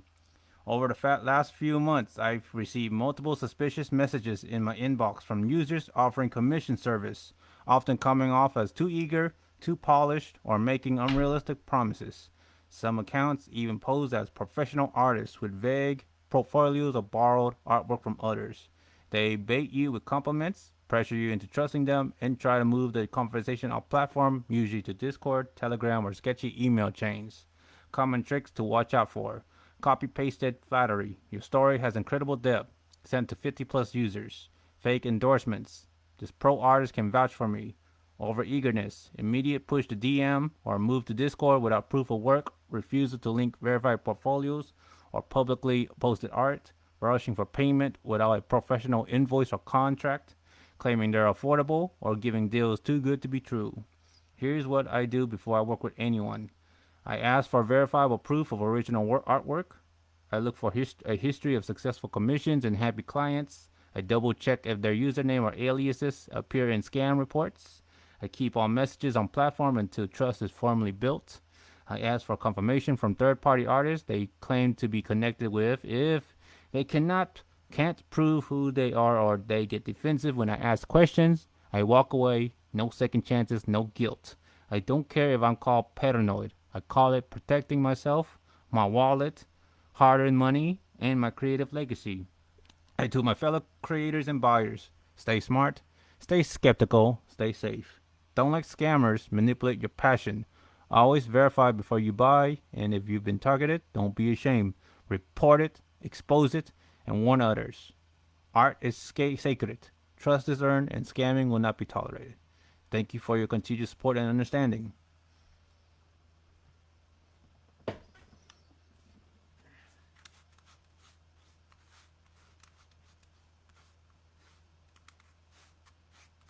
Absolutely. Here's a more refined, powerful version of your message that keeps your strong voice and serious tone intact. Commission Scam Awareness. A message from General Sunbeam, aka Sunbeam Zero. To all creators, especially new artists, writers, and freelancers trying to make an honest living, I need to raise a real red flag today. Let's talk about commission scams, because they're everywhere. And yes, even DeviantArt is crawling with them. Over the past few months, I've been bombarded with suspicious DMs from users offering commission work that's clearly shady, too polished, too eager, full of false praise and empty promises. Some even pose as pro artists, but are actually using stolen portfolios or AI-generated art. Here's the usual scam playbook. They butter you up with copy-pasted flattery like, your story has such depth. Spoiler, they send it to dozens of users. They push you to move off-platform fast to Discord, Telegram, or some sketchy email thread. They refuse to show real work, don't link legit portfolios, and dodge proof of identity. They rush you to pay up front without an invoice or contract, and claim they're giving you a deal that's just too good to be true. Let me be real with you. I don't fall for that. Before I work with anyone, I ask for verifiable proof of original work, check for public commission history and actual client feedback. Look up their username in scam reports. Refuse to leave the platform until real trust is built. Ask for third-party confirmation if they name-drop other artists. If they can't prove who they are, or they get defensive when I ask, that's it. I'm out. No guilt. No second chances. Call me cautious. I call it self-respect. I'm protecting my time, my money, and the creative legacy I'm building. To my fellow artists and buyers, stay smart, stay skeptical, stay safe. Don't let scammers prey on your dreams. Always verify before you pay. And if you've been targeted, don't be ashamed. Report them, expose them, warn others. Art is sacred, trust is earned, and scams will never be tolerated. Thanks for standing with me. General Sunbeam, Sunbeam Zero. Would you like this in a format for a graphic post, caption, or YouTube video too? No, thank you.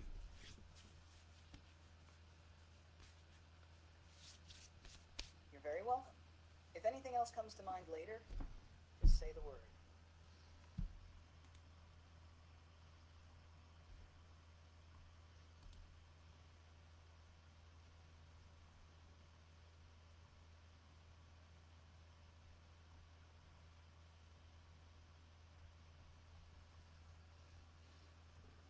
Help me rephrase this awareness statement regarding Facebook demanding creeps and harassment, even include across other social medias as awareness, including social engineering, formal statement regarding harassment, consent, and creator boundaries. I am issuing this public statement to formally and unequivocally address a recurring issue that I, as a consensual adult content creator and self-identifying foot model, have been subjected to, namely persistent, unwanted, and emotionally coercive demands for personal images and videos. Let me be transparent, open, sincere, genuine, and honest. Yes, I enjoy expressing myself artistically and sensually through photography and video content, including content that features my feet, bare feet. I do not deny my personal affinity for foot aesthetic or my aspirations to explore modeling in this niche. I have willingly and consensually shared such material in the past with those who respected the boundaries, or in case my boundaries, of mutual trust and adult consent. I enjoy doing these things at my own comfort zone, time and expense, at my own leisure. And again, I was a serious adult model and cosplayer, usually on OnlyFans and various adult websites on the internet. However, it is important to distinguish consent from coercion. Recently, I have encountered individuals who, upon learning of my modeling interests, have crossed the line, pressing me to repeatedly produce and send additional content at their demand, ignoring my refusals and undermining my comfort. This behavior is unacceptable and constitutes harassment. I have the right, as does any model, artist, content creator, cosplayers, to decide when I create, what I share, who I share with, and when I choose to say no. Repeatedly asking, guilt tripping, or manipulating someone to fulfill your personal fetishic desires against their comfort is not just inappropriate, it is exploitative. Let me be abundantly clear. I have said no. I have said no. I have set my boundaries. I did not feel comfortable. I wasn't in the mood at that time. Continued requests beyond that point are now harassment. This is a formal reminder to all who engage with content creators of any kind. We are people, not machines. We are artists, not commodities.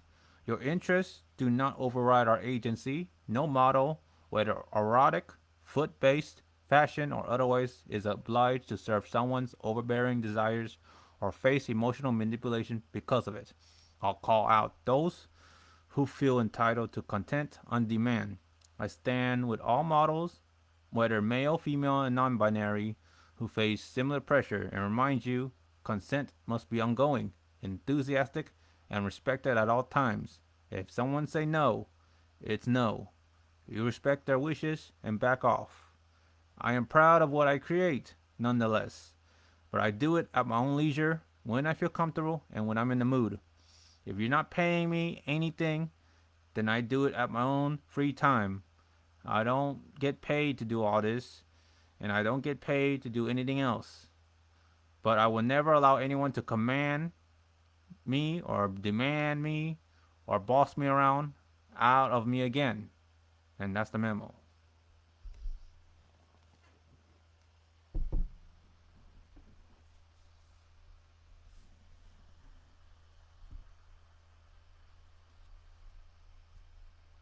Sorry, I'm having issues right now. Our systems are experiencing heavy load. Please try again later. Really? Are you joking me?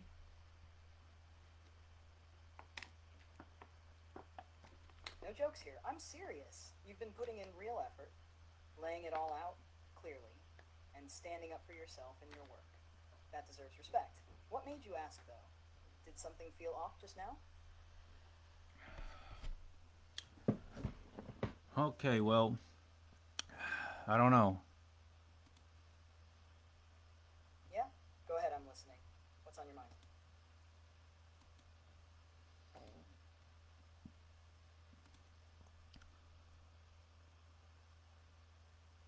Let me repeat again.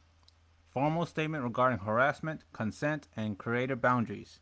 I am issuing this public statement to formally and unequivocally address a recurring issue that I, as a consensual adult, content creator, and self identifying foot model, have been subjected to, namely persistent, unwanted, and emotionally coercive demands for personal image and videos. Let me be transparent. Yes, I enjoy expressing myself artistically and sensually through photography and video, including content that features my feet, bare feet. I do not deny my personal affinity for foot aesthetics or my aspirations to explore modeling in this niche.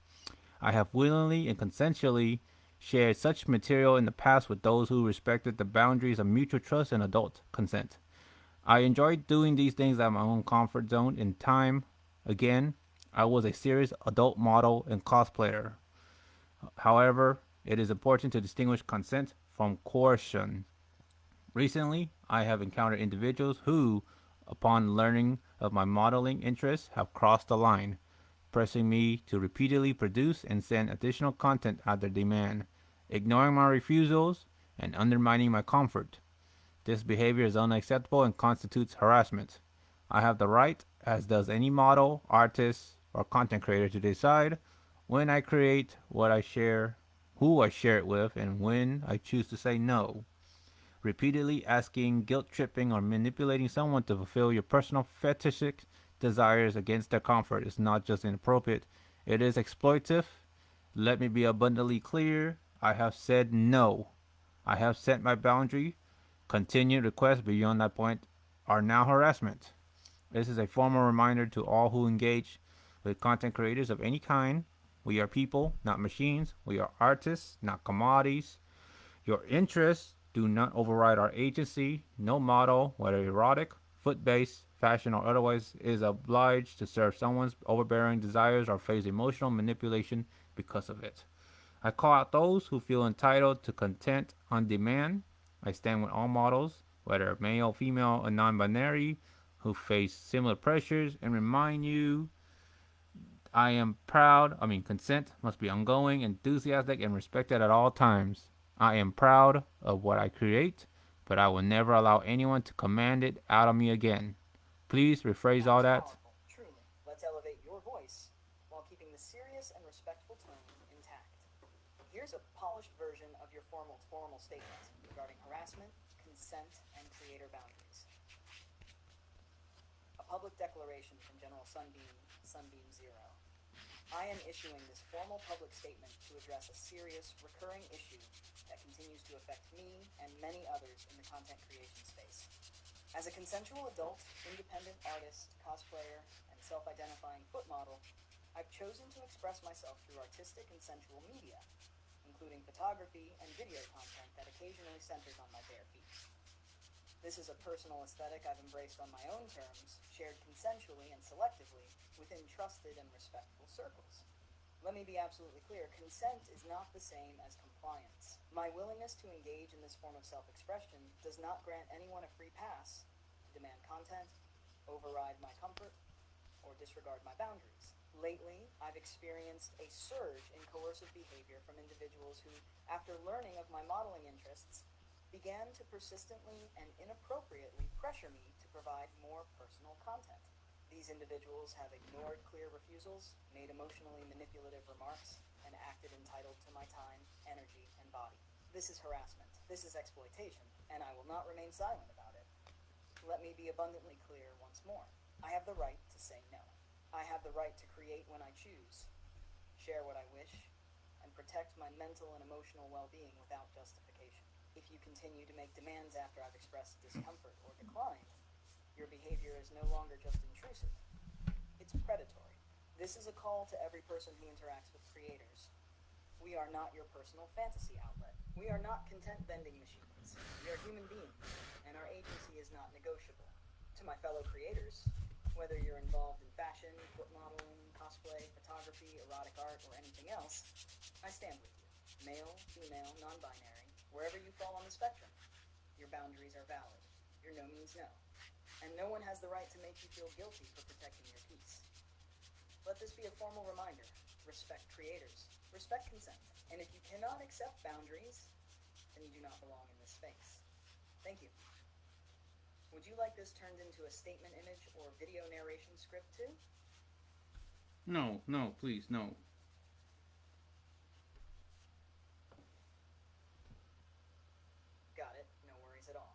here to support you, however you need. What would you like to focus on next? Help me rephrase this as a usual public live stream statement addressing boundaries, consent, and online respect. Hello, everyone. Before we continue with our usual content, I need to take a serious moment to address something incredibly important, not just for myself, but for everyone watching. Lately, I have encountered some extremely uncomfortable and inappropriate behavior, particularly from a person named Saad, S-A-A-D, Afridi, A-F-R-I-D-I, who reached out to me unsolicited and crossed boundaries that should never be crossed, especially with someone who is married, in a committed relationship, and publicly active online. Let me be absolutely clear, consent matters. Boundaries matters, respect matters. Sending repeated messages asking for pictures, especially private or personal ones, and not taking no for an answer is not okay. That's harassment, not affection. That's stalking, not flirting. I live transparently and I speak openly. Why? Because this is a public space, and if anything ever happens to me, I want my family, friends, and community to have a clear, documented understanding of what's going on. This isn't just self protection, this is a stand for safety and well being of one another. If you're watching this and you've ever sent someone repeated DMs asking for feet pictures or birthday videos or anything sexual without clear consent, you are part of the problem. It doesn't matter if you said I'm sorry after the fifth message. Respect should happen before the boundary is crossed. I am calling out Saad Afridi because people like him need to be named and shamed until they learn. And for anyone else watching who thinks this behavior is acceptable, it's not. Let this be a warning and a lesson. If you can't respect others online, you don't deserve to engage with them at all. Not as a follower, not as a subscriber, not as a fan, not as a friend. And to my married and partnered friends, to creators and cosplayers, writers and streamers, stand up for your boundaries. Block, report, expose. This space will remain one of the safety, respect, and mutual admiration, not stalking and shame. Thank you very much. Respectfully, Sunbeam, Thai 10.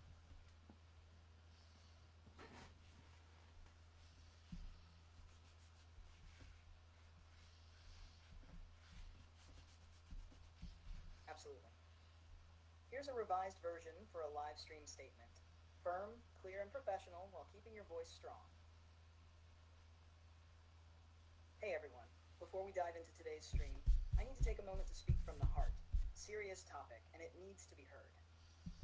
Lately, I've experienced some really inappropriate behavior, and it's crossed the line. This isn't just about me. It's about the safety and dignity of every creator and every person watching right now. Specifically, I want to publicly address an individual named Saad Afridi, spelled A-F-R-I-D-I, who has sent me unsolicited messages, made repeated requests for personal images, and ignored clear boundaries. I am a married individual in a committed relationship. I live my life transparently, and I engage online to create, connect, and uplift, not to be harassed. Let's get this straight. Consent matters. Boundaries matter. Respect matters. If someone says no and you keep pushing, that's not affection. That's harassment. That's not being bold. That's being a stalker. Sending 5 messages and then saying sorry after crossing a line doesn't erase the damage. Respect begins before the line is ever crossed. And I'm speaking publicly because I believe in accountability. This is my space, and I will protect it. I want everything on record. For my family, my partner, and my community. If anything ever happens, you all will know the truth. I won't stay silent, and I won't sugarcoat it. If you're out there sending unsolicited DMs, fetish content requests, or trying to guilt trip someone into sending pictures, this is your warning. You are not welcome here. To every creator, cosplayer, writer, or streamer, set your boundaries, defend them, and don't hesitate to block, report, and call it out. This platform should be a space for creativity, mutual respect, and empowerment, not manipulation, shame, or unwanted pressure. Thank you to those who've always supported and respected me. I stand strong, I stand safe, and I stand with all of you who demand better from online spaces. Respectfully, Sunbeam Tingwin. You want to go bolder or soften any parts? No, that's good enough.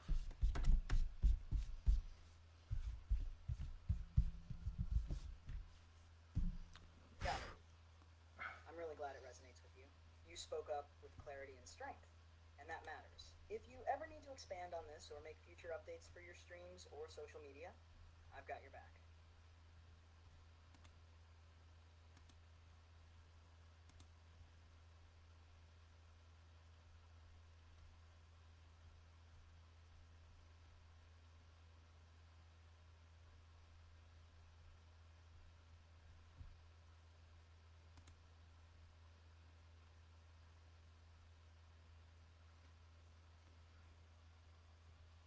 Help me rephrase and elaborate further on one of my message here on this chat regarding entertainment, recreation, creativity with that little bullseye circle modeling method that I'm interested in working those. Those are my career dream field that I'm trying to pursue. Let's expand and refine your message using your bullseye career target model while weaving in your passion for entertainment, anime, creativity, and community connection. Here's a rephrased and elaborated version. The bullseye career vision. A public statement from General Sunbeam, aka Sunbeam-07, to everyone across the internet, on Facebook, Instagram, Twitter, X, YouTube, Reddit, Discord, and beyond. I want to take this moment to clarify my professional direction and where my spirit truly belongs. This is for those who care to listen, for those curious about where I'm heading, and for those who, like me, believe in the power of creative freedom and expression. During long hours at work, I often find myself reflecting deeply, not just about where I currently am, but where I need to be. The answer always pulls me back to one thing: creative storytelling, entertainment, and anime-inspired expression. So I've created what I call my bullseye career target, a visual representation of my passion and career purpose. Think of it as a layered model with 3 zones, each narrowing in on what I truly want to dedicate my life to. Outer ring: entertainment, leisure, and recreational work. This includes jobs that embrace fun, energy, and human connection. Arcades, anime cafes, amusement centers like Dave & Buster's or Pinballs, and gaming-themed eateries. These jobs still keep me close to the community and the kind of energy I want to feel every day. They're not technical or boring. They're alive. They offer joy and room to breathe. Anime-centered creative spaces. Now we're getting closer to the core. Anime-centric jobs. Retail stores, conventions, otaku cafes, anime fashion shops, creative booths at cosplay expos. This is where I start to feel seen. These are places where I can both give and grow. I want to work around anime wall scrolls, figure displays, themed menus, and pop culture conversation. I want to contribute to this scene, not just as a fan, but as a creator in progress. The creative core, my true calling. This is my soul's home. This is where I belong. As an animator, a creative writer, a visionary producer of stories that breathe life into original characters like General Sunbeam. I want to write stories, design characters, and bring them to life through animation, art, and emotional storytelling. I want to be part of something that gets adapted, something that moves people, something that contributes to the anime world I grew up loving. Not into 9-to-5 monotony. I am not here to be boxed into soul-draining warehouse jobs or technical positions where creativity gets ignored. That's not me. That's not where I thrive. I'm done trying to fit into a system that ignores the full spectrum of creative minds. So to the internet at large, this is where I stand. This is where I shine. If you know communities, studios, conventions, shops, or individuals who are building anime-inspired creative spaces, I'm here for it. I'm all in. I'm ready to connect, contribute, and collaborate. The dream? Animetown. A city, a space, a movement where anime is not just a genre, it's a lifestyle, a place of work, a place of joy. And I will fight to make that dream a reality. So if you see this, share it. Echo it. Help me find my way to the spaces where creativity and community collide. I've mapped my bullseye, and I'm aiming for the center with everything I've got. Respectfully and relentlessly, General Sunbeam, Sunbeam-07, Career Manifesto, Creative Freedom, Animator Dreams, Otaku Life, Animetown Project, Bullseye Career Vision. Want me to turn this into a graphic, video script, or social post version too? Yes, please go ahead.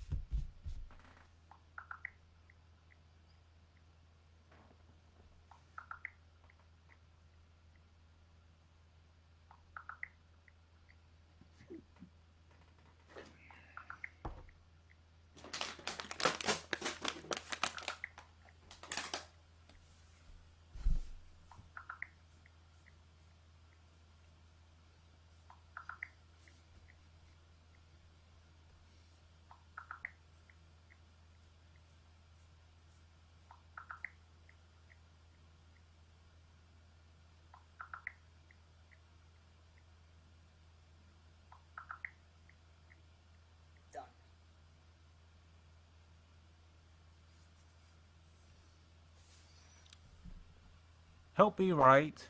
Right now, I am just taking care of my feet, my bare feet, and my wife, Hasunani45, is sleeping right next to me.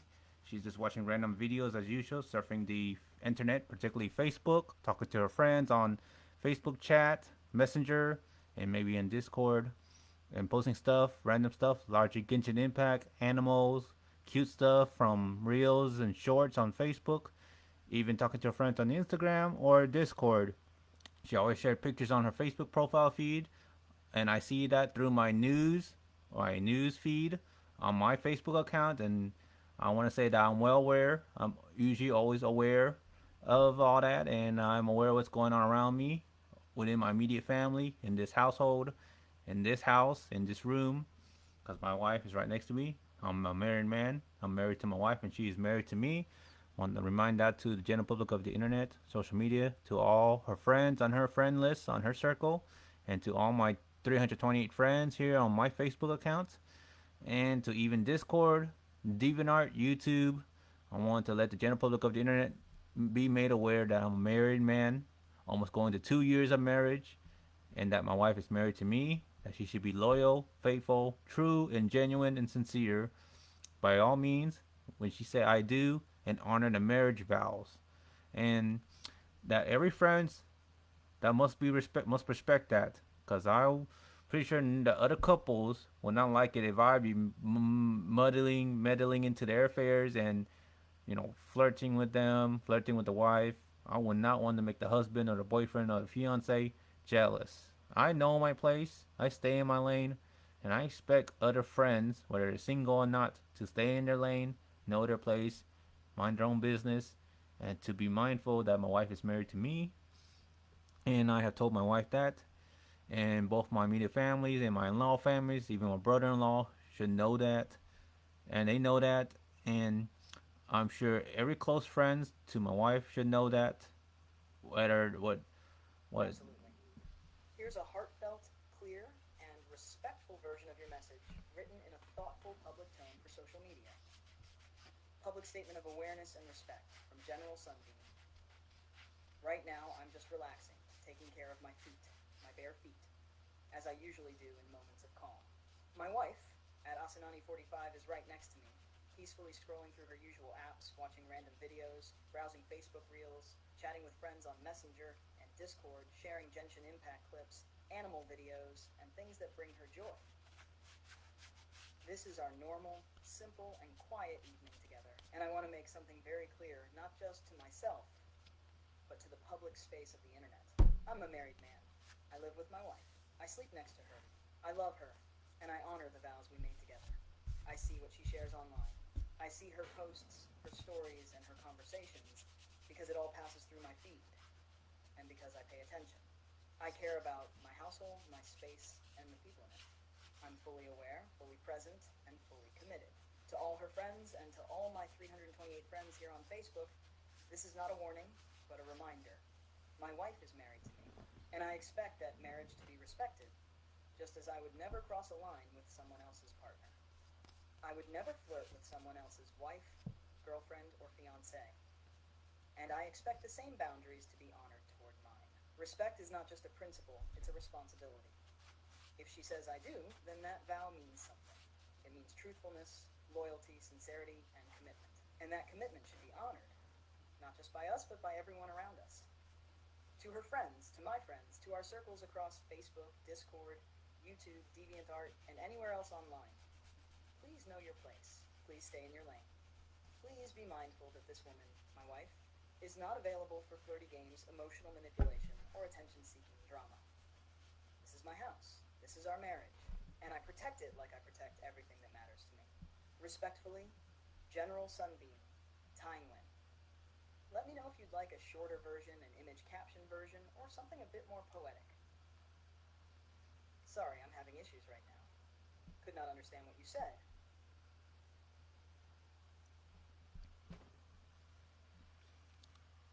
add on further that right now my wife is asleep, and she's usually falling asleep in her seat in the chair from her computer, and I'm just here speaking my mind, talking to any viewers at this hour. It's midnight, here in Texas, and I'm just speaking my mind as usual, being an advocate, talking to the viewers on Facebook and Twitch while live streaming. And I haven't been live streaming for a while, but now I am to provide updates. It's a long day for me. I just got off of work like 4 hours ago. I've been working in pick and on the second floor, and then I was sent to pack. Then I was originally working in outbound ship dock in Amazon fulfillment center. I hate having to work nearly 10 hours on my feet walking around. I really hate having to walk the concrete floors of the warehouse floor. I really hate it. And you know, I am a foot aesthetic, foot modeling enthusiastic. I don't like wearing shoes, closed-toed shoes, open-toed shoes, socks. I'm a person that likes grounding and walking barefooted. And you know, I'm that kind of person. I'm more of a, was it the foot positively person. I appreciate in that niche regard, and I want to be transparent about that, sharing that to the general public of the internet, Facebook, Twitch, and the internet culture. And and right now, I'm doing okay. My wife's doing okay, and my immediate family's doing okay. And right now, you know, public wise, the news is just always sharing bad news, and it's just Absolutely. Here's an extended and refined version of your statement, weaving everything together naturally and respectfully. Midnight Reflections. Speaking honestly to the internet from General Sunbeam. Right now, it's midnight here in Texas. My wife is asleep beside me. She usually drifts off at her computer chair after a long day, watching random videos, chatting with friends on Facebook Messenger or Discord, posting Genshin Impact clips, cute animals, or funny reels. I'm just here awake, speaking my mind. This isn't scripted. This isn't for clicks. This is just me, General Sunbeam, talking to the viewers, whether you're catching this on Facebook or Twitch. I haven't live streamed in a while, but tonight felt like the time. I'm here to provide some life updates, decompress a little, and speak openly like I always do. It's been a long day. I just got off work about 4 hours ago. I've been working full shifts at Amazon, starting in pick on the second floor, then getting sent to pack. And I originally came from the outbound ship dock, nearly 10 hours straight on, walking back and forth non-stop on that hard concrete warehouse floor. I'm gonna be honest with you, I hate it. I hate the feeling of being trapped in a space that doesn't respect my body or my creativity. And that ties into something else I want to speak about. I'm a foot modeling enthusiast, a barefoot advocate. I'm someone who lives through sensory experience. I don't enjoy wearing shoes, especially closed-toe ones, and I never liked socks. I'm not just saying that for shock value. I say it because it's part of who I am. I value foot aesthetics, grounding, and body awareness. I express myself through it, and I speak up about it because I know I'm not the only one. There's a lot of shame around that topic online, but I'm not ashamed of it. I talk about it openly because I believe in transparency, authenticity, and body positivity, especially in niches that don't get much understanding. I don't exploit it, and I don't let anyone else exploit me for it.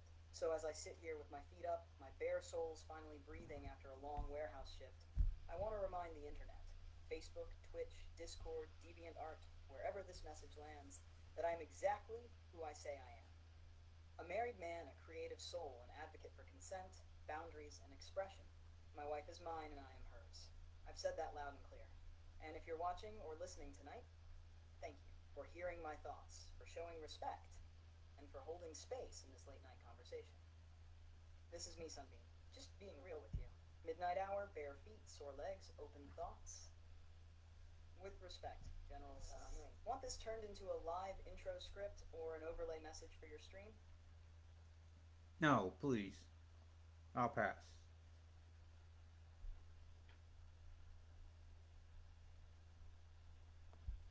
Got it, no problem at all. If you ever want to circle back or tweak anything, I've got your back.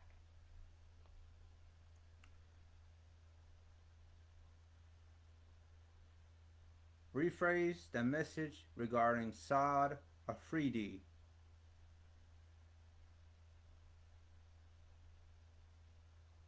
Sure. Just to make sure I've got it right, when you say Sadi of 3D, Are you referring to sphere of dreams, stage of development, or something else specific tied to your story, your creative vision, or maybe a concept you're working on? Give me a little context, and I'll rephrase it perfectly for you.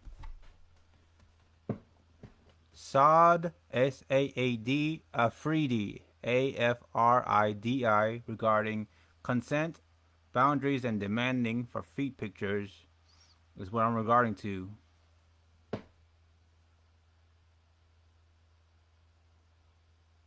Got it. Here's a rephrased and elaborated version of your message, keeping the serious tone and directness while making it suitable for live stream or public platform context. Hey everyone, before I get back into the usual content, I need to pause for a serious moment and speak directly from the heart. Not just for myself, but for everyone out there who creates content, engages with their community, and deserves basic respect. Recently, I've been dealing with an individual named Saad Afridi, spelled A-F-R-I-D-I, who crossed a hard line. This person sent repeated messages asking for photos of my bare feet, even after I clearly said no. Let me be very clear about this. When someone says no, that means no. Consent is not optional. Boundaries are not suggestions. And just because I'm online sharing parts of myself doesn't mean I'm here to be harassed or treated like an object. Yes, I have an appreciation for foot aesthetics. Yes, I've shared content in that space before, but always on my own terms, with mutual respect and clear consent. What I will not accept is being hounded, guilt-tripped, or manipulated into sending anything just to satisfy someone else's fetish. That's harassment, and it's emotionally violating. To Saad Afridi, and to anyone else who thinks they're entitled to content from creators, this needs to stop. You don't get to demand personal material. You don't get to ignore boundaries. You don't get to decide what I share, when I share, or who I share it with. I'm a married man. I live with integrity, and I protect my space, my wife, and my mental health. So, let this be a public record. I stand against this behavior. I will always speak up.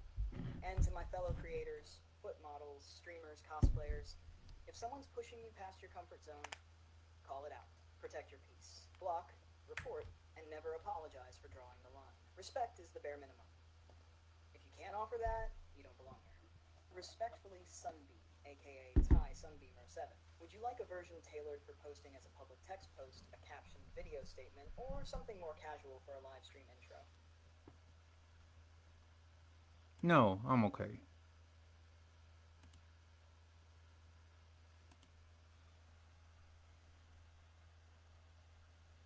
Alright. I'm here if you ever change your mind or need help with anything else.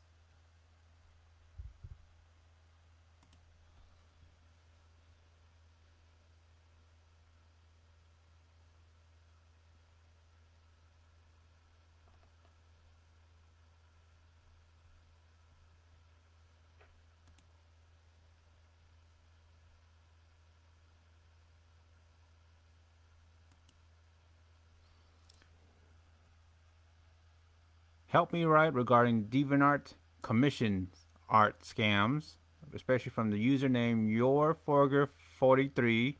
Commission idea proposal inspired by your story and characters. Hi, Sunbeam Zero. I recently had the chance to check out your characters and the story you mentioned you wrote with help from ChatGPT.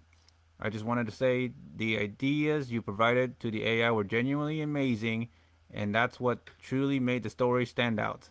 Your creative input really brought everything to life. After going through your work, I've come up with some unique commission ideas that I believe would translate beautifully into digital art. These concepts are inspired by both your characters and the story world you built, and I'm confident that if brought to life, they could make for some really powerful visuals. If you're interested in hearing these ideas, I'd be happy to share them with you. I can also send over my portfolio so you can get a sense of the quality and style of my work. Looking forward to your response. Best regards, your Ferger. And let me check on spam if I have any spam, and then let's see. I got this one that says from Priscilla UWU32, willing to get a chance. Hi there. Thank you so much for your kind words about my story. I love to see your portfolio before moving forward, since I take collaboration seriously. I prefer to keep our conversation here on DeviantArt for now until we finalize any details. Looking forward to seeing your work. From Priscilla UWU32, I am a commission-based digital artist and I really like your story. I would love to create a digital comic based on it. I can share my portfolio with you, and I am willing to work within a suitable budget that benefits both of us. You can also contact me on Discord. Here's my Discord. Help me give me an example of these kind of commission scam and their little flattering message and elaborate on all that. Here's a firm and thoughtful message you can use to publicly address this situation and warn others on DeviantArt and social media. Public statement. DeviantArt commissions scam awareness. From General Sunbeam. Hey everyone, I want to take a moment to address something that's becoming increasingly common across DeviantArt. Commission scam attempts, particularly targeting writers, creators, and role players who are trying to share their passion and build something genuine. Recently, I received a message from a user named YourForger43 claiming they were inspired by the Titanima's universe and wanted to pitch digital art commission ideas. The message was flattering, well-written, and tailored to my work. But something about it felt overly polished, almost too eager. And that's where my caution kicked in.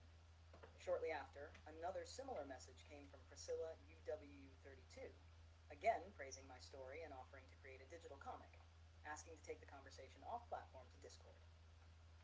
Let me be clear. I appreciate legitimate artists and collaborators, but I do not entertain vague pitches without verifiable proof. If you can't provide a public portfolio with traceable original content, or if you're rushing to move conversations off DeviantArt, I'm out. I don't fall for flattery, and neither should anyone else. To anyone who receives messages like this, 1. Do not engage off-platform unless trust is established. 2. Ask for a portfolio, real original work with public proof. 3. Don't pay up front unless a legitimate invoice, proof of delivery, and mutual agreement are in place. 4. Watch for red flags, overly generic praise, refusal to stay on DA, pushiness, or recycled copy offers. This isn't just about avoiding scams, it's about protecting our creative integrity and our money. To these scam accounts and shady commission hustlers, we see you and we will expose you. The creative community deserves better. And to my fellow creators, stay alert, stay smart, and don't let scammers piggyback off your brilliance. You worked hard to build your worlds. Protect them. Stay golden. General Sunbeam 0. Would you like me to convert this into a graphic post or turn it into a shareable format for your DeviantArt or socials? No, thank you.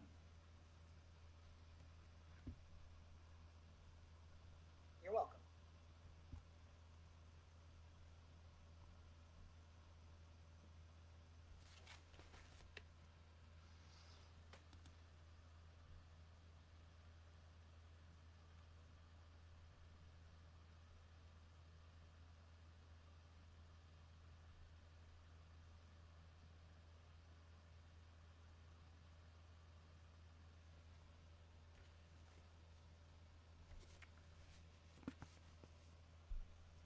Help me write that last Wednesday or 2 days ago, me and my wife have visited the dim sum here in Chinatown Center in Austin, Texas, ATX, called the Golden Palace Seafood and Dim Sum.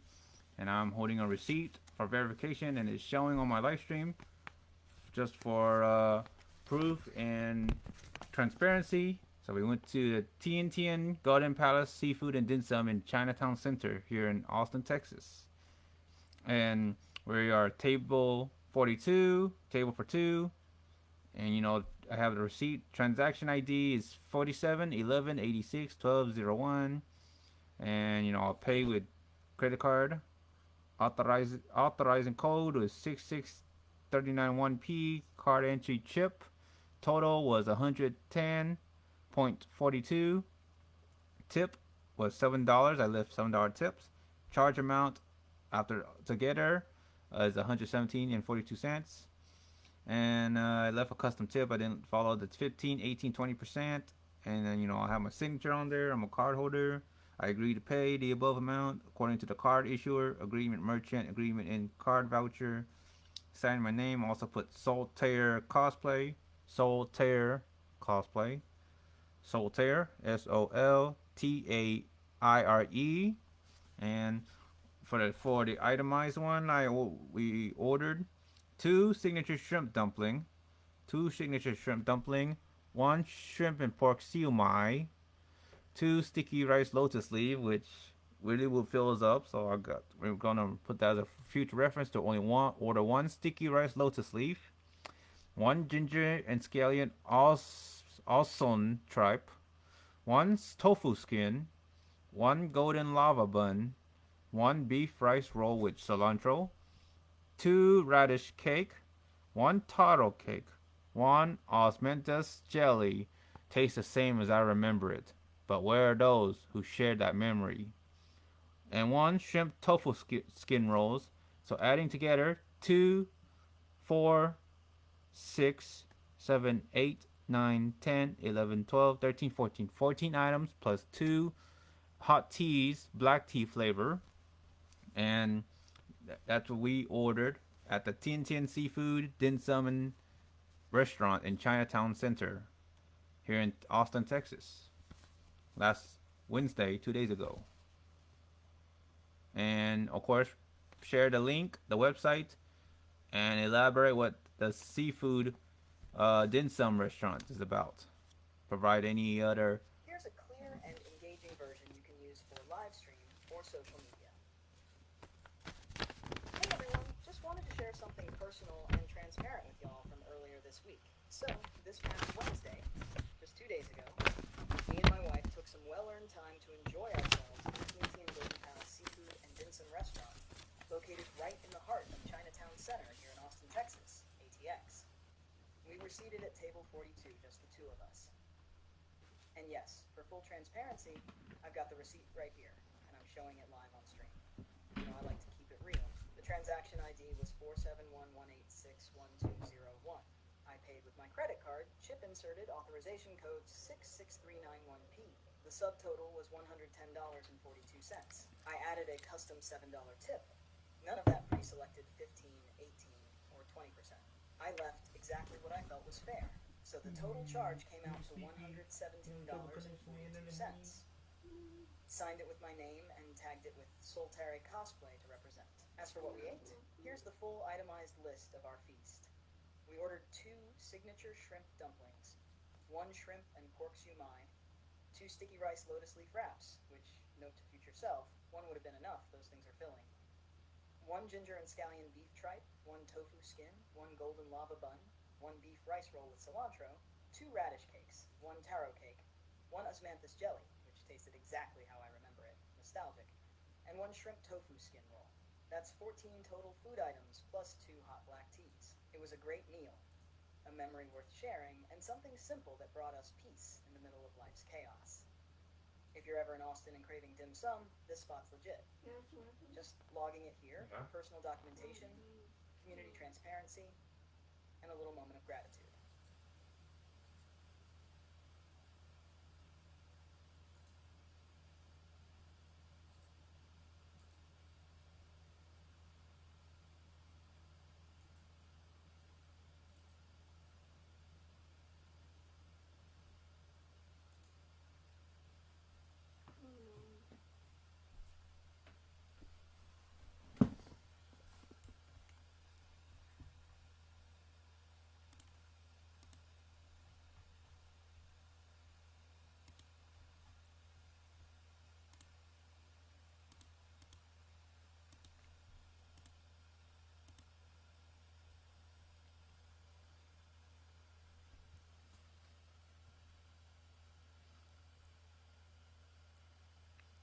Help me tell the original story of the first human and the roots of Adam and Eve and what? Alright, let's go deep into the dawn of humanity where myth, spirit, and memory collide. Here's a lyrical retelling with a poetic soul and timeless rhythm. In the beginning, before names and nations, before the rise of time and tide, there was only the garden, a place untouched, serene, bathed in light and mystery. And from the dust of the earth, beneath the breath of stars, the first human emerged. Clay and spirit, body and soul, shaped by divine hands and filled with the breath of life. This was Adam, the groundborn, the firstborn of humanity. Not a king, not a warrior, but a living reflection of creation's promise. He walked among rivers that knew no pollution, under skies without sorrow. In the cool of the evening, he spoke with the Creator, not through sermons, but through silence, awe, and presence. Yet even paradise knows loneliness. So from Adam's side, not his head, not his heel, but from near his heart, a companion was formed. Flesh of his flesh, soul of his soul. Eve, not lesser, not a copy, but the second breath of humankind. She was wisdom in motion, the first mother of all generations to come. Together, Adam and Eve danced through Eden, naming creatures, exploring mysteries, and dwelling in harmony. But curiosity, oh, that fire within all of us, whispered louder each day. And the tree, the one tree forbidden, stood like a riddle waiting to be unraveled. And so the first choice was made. They tasted what they should not have, and in that moment their eyes opened, not to ruin, but to reality, to mortality, to freedom and consequence. The garden was behind them now, sealed in mist and memory. Ahead, a world untamed, wild, and beautiful in its imperfection. But make no mistake, they were not cursed. They were human, born to learn, stumble, rise, and create. They brought with them memory of paradise and the spark to build new Edens, cities, languages, art, story. So the tale of Adam and Eve isn't just the fall, it's the first step into the world, the origin of our struggle, our longing, and our hope. We are their echo, still learning how to balance innocence and wisdom, trust and temptation. And maybe, just maybe, we're still trying to find our way back, not to Eden, but to each other. Want me to go deeper with themes like legacy, spiritual symbolism, or love after the fall?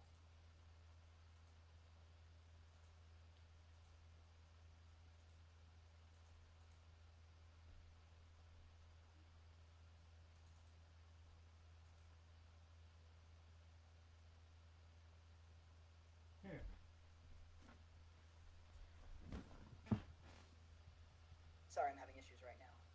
Could not understand what you said.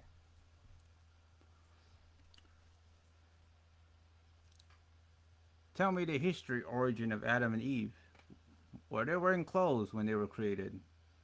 And create a message off of that saying that I support clothing optional and that I believe that I want to follow Adam and Eve because they were created not to wear clothes.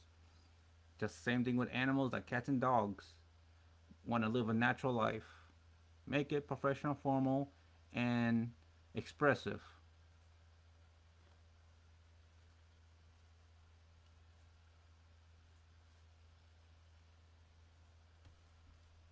Absolutely. Here's a professionally written, expressive message rooted in the origin story of Adam and Eve, highlighting your personal belief in clothing optional living. A statement on natural living. In the footsteps of our origins. Throughout human history, few stories carry the symbolic depth and spiritual resonance like the tale of Adam and Eve. In nearly all Abrahamic traditions, Adam and Eve were the first humans, created not in garments of gold nor clothed in fabric, but as they were, natural, bare, and without shame. According to the book of Genesis, Adam and Eve walked in the Garden of Eden, unclothed, in perfect harmony with nature, themselves, and their Creator. It was only after they consumed the fruit from the tree of knowledge that they became aware of their nakedness and began to cover themselves out of shame, not divine command. This key distinction matters. They were not born with shame, they were taught it. Their nakedness was never the problem. It was their perception of it that changed. To me, this story carries profound meaning. I believe in living as close to nature as possible, just as the first humans once did. I believe that the human body, like the bodies of animals such as cats and dogs, was created with purpose, dignity, and beauty. Our skin is not something to be hidden. It is an honest reflection of who we are, without filters, without pretenses.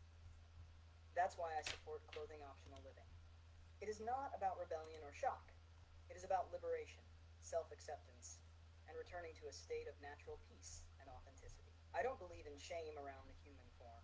I believe in embracing it with respect, with autonomy, and with the spiritual clarity that comes from understanding our origins. We were not born wearing suits. We were not designed to hide ourselves behind layers of judgment.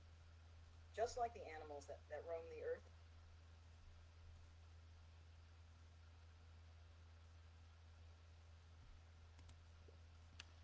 Please continue.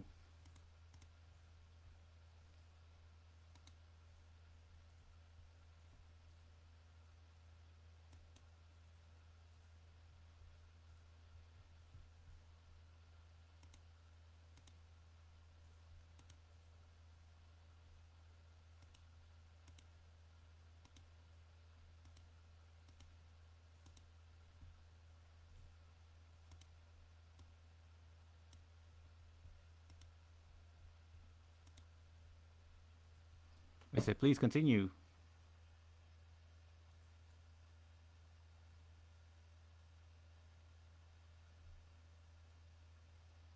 Are you there? Can you hear me?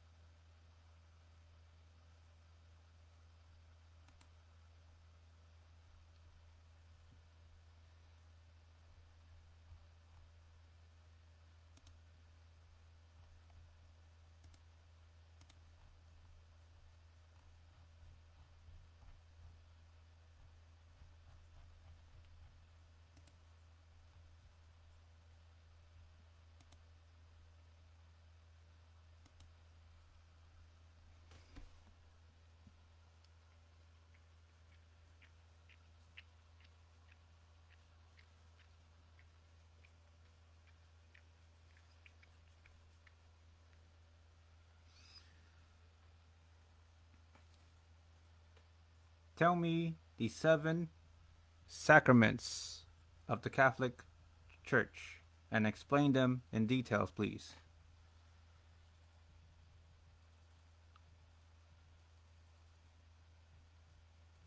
Of course. The 7 sacraments of the Catholic Church are central to Catholic life and worship. They are sacred rituals believed to convey God's grace directly to the participant. Each one marks a different spiritual stage or moment in a Catholic's journey through life. Let's go through each one in detail. 1. Baptism. This is the first sacrament of initiation. Baptism washes away original sin and welcomes the person, usually a baby, though adults can be baptized too, into the Christian community. Water is poured over the head while the priest says, "I baptize you in the name of the Father, and of the Son, and of the Holy Spirit." It symbolizes cleansing, rebirth, and becoming part of the body of Christ. Confirmation. This sacrament strengthens the grace received at baptism. Typically given to teenagers or adults, it involves anointing with sacred oil, chrism, and laying on of hands by a bishop. It's meant to confirm the person in their faith, giving them the strength and courage to live as a mature Christian and witness for Christ in the world. Eucharist, Holy Communion. This is the heart of Catholic worship. Catholics believe that during Mass, the bread and wine truly become the body and blood When a Catholic receives communion, they are united with Christ and with all members of the Church. It's not just a symbol, it's a real sacred presence that nourishes the soul. Reconciliation, confession or penance. Through this sacrament, Catholics confess their sins to a priest, express true sorrow, and receive forgiveness. The priest grants absolution in the person of Christ.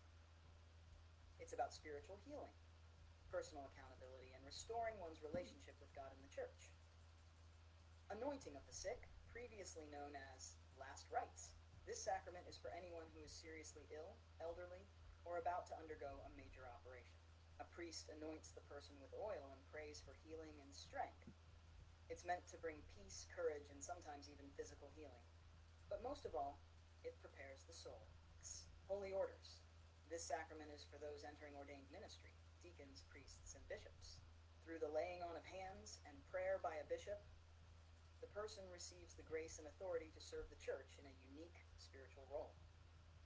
Each level of holy orders has specific duties in teaching, governing, and sacramental life. Matrimony, marriage. When two baptized people marry, they receive the sacrament of matrimony. It's not just a contract, but a holy covenant that mirrors Christ's love for the Church. The couple promises lifelong fidelity, openness to children, and mutual love and support. God's grace helps them live out this commitment together. Let me know if you'd like this explained in a more poetic, theological, or simplified way. I'd be happy to shape it to your audience or purpose.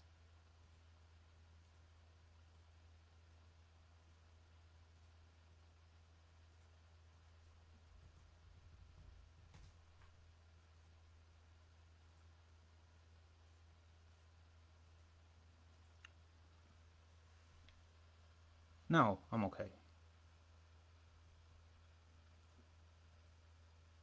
All right, if anything comes up later, I'm here. Help me restate this differently. Different revision address, creating what I call the bullseye target of career fields that applies to me, what I aim for. Want the general public of social media and internet to know that that's what my thoughts are centered on. Sometime I actually have came to my mind to better communicate to the internet users while I was at work. Since I don't enjoy my current job, as always, I stand to hope to see Anime Town come to life. Project Anime Town. Official public memo, my dream career, direction, and call for community support for anyone that cares to read this article public post feed. To all platforms Facebook, Instagram, Twitter, X, YouTube, Reddit, 4chan, Telegram, Discord, Skype, WhatsApp, Tumblr, VK, Kick, Telemundo, Blues Page, Buy Me a Coffee, ArtStation, Amiibo, DeviantArt, Blogspot, and all other social media outlets, whether accessed through mobile applications, video games, or consoles such as Xbox or PlayStation. I have stated this clearly and repeatedly across multiple live streams, YouTube descriptions, and creative instructions posted on platforms such as YouTube and DeviantArt. I now present this as my official memo to the general public to clarify exactly what kind of career I am seeking and where I see myself thriving professionally. For those who genuinely care about me, or those simply curious about me, or not, I've created a bullseye target style career model that visually communicates my career passion, focus, and standards. This bullseye target circle came to my mind while I was overthinking, daydreaming, having trouble focusing and concentrating while on the job at work at Amazon, walking around the warehouse floor, nearly 10 hours on my feet while my feet hurts and sores and from walking left and right, lifting, heavy stuff, moving carts full of packages. It came to my mind. As always, I daydream. I'm a thoughtful person, yet determined. This model is meant to give full clarity to anyone who follows, supports, or wishes to assist me. This is very unlikely, and I highly doubt that anybody will go out of the way or in any way to assist me in any way. The bullseye breakdown. Outer ring. Entertainment, recreation, leisure industry. This includes jobs that I will accept in entertainment venues such as arcades, video game arcades, water parks, such as Dave and Buster's, Slitterbond, Valente Beach, Main Event Entertainment, pinballs in Texas, Smart Pizza, Well, I don't know what smart pizza is. And other video game or amusement centers. These are environments I naturally enjoy and feel energized by. Middle ring, anime centric workplaces. My heart resonates deeply with anime culture. I am actively seeking work in anime themed businesses such as anime retail stores, like Gift World and Collections, FYE, Anime Pop, Uppo's anime pop up shops, otaku themed cafes and lounges like Rick Rick Otaku Cafe, anime merchandise stores, and anime themed restaurants.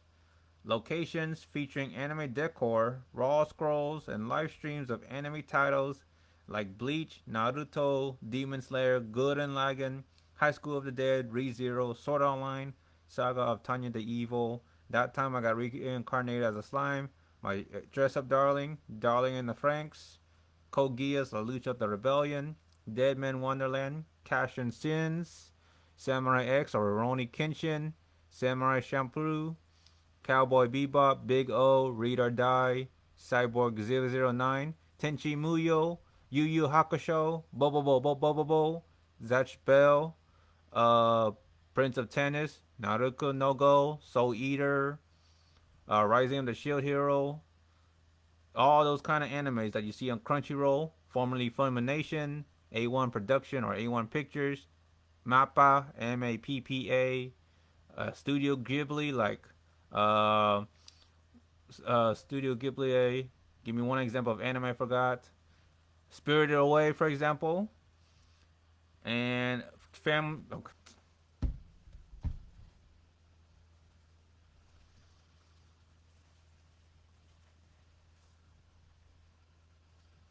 Sorry, I'm having issues right now. Our systems are experiencing heavy load. Please try again later.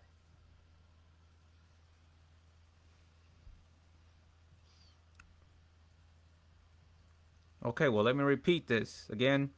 Anime merchandise stores and anime themed restaurants. Location featuring anime decor, wall scrolls, and live streams of anime titles like Bleach, Naruto, Demon Slayer, Gurren Lagann, High School of the Dead, ReZero, Rising of the Shield Hero, Sword Art Online, Saga of Tanya the Evil, Code Geass, Lelouch of the Rebellion.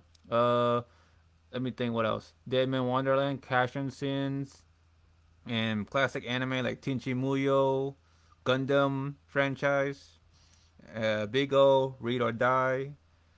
I want to be fully surrounded by anime culture, both visually and socially.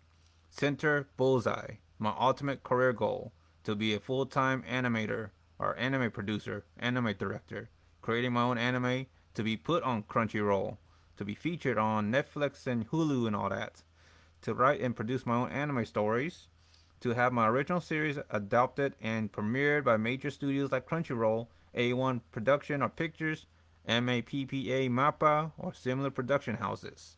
To be a creative writer earning a living by writing my own stories and building worlds 7 days a week, 24/7, or 30 hours a day. This is my true career aspiration where my deepest passion lies. I am committed to pursuing this dream while I am still in my youthful prime, and I will not rest until I achieve it. What I am not looking for. I have no interest in continuing work in Amazon fulfillment or various warehouse productions, fast food like McDonald's or Burger King, gas stations like Exxon, Shell's, office desk jobs or technical roles, call centers, technical industries unrelated to creative expression. These roles do not energize or inspire me. They are not aligned with who I am or what I aspire to become. Community call to action. If you know of any leads, employers, businesses, or industry professionals connected to anime production or animation studios, retails of anime merchandise, entertainment venues with anime themes, writing or creative storytelling jobs, please step forward, share every details. The name of the company, the owner of or hiring manager, official website links, application portals, locations, city or state, direct contact information if available, or emails. Any details can help me get closer to my dream, and I sincerely welcome your assistance. My final words. I write this not only as a personal manifesto, but as an example of self autonomy or independence, the right to choose one's own path with dignity. When the day comes that I have children and grandchildren, I will stand by their decisions. Once they turn 18, I will support them in pursuing their dreams, be it police work, art, or anything else they are passionate about. Just as I wish to be left unbothered in chasing my passion, I will grant them that same space and support. This is what autonomy truly means. Thank you for reading, sharing, and understanding my vision. This is where I stand. This is who I am. And that's the memo.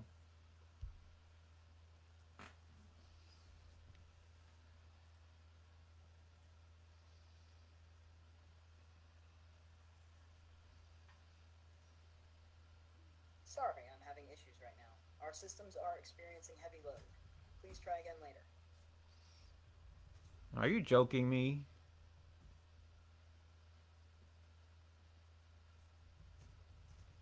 Not at all. I'm here with you for real. What's on your mind? Oh, what I have said earlier.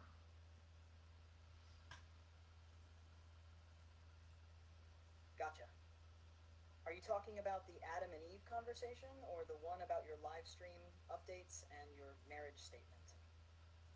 Want to circle back to a specific one and expand on it, or rephrase it? Rephrase the one that I was talking about, the bullseye circle, the career alignment.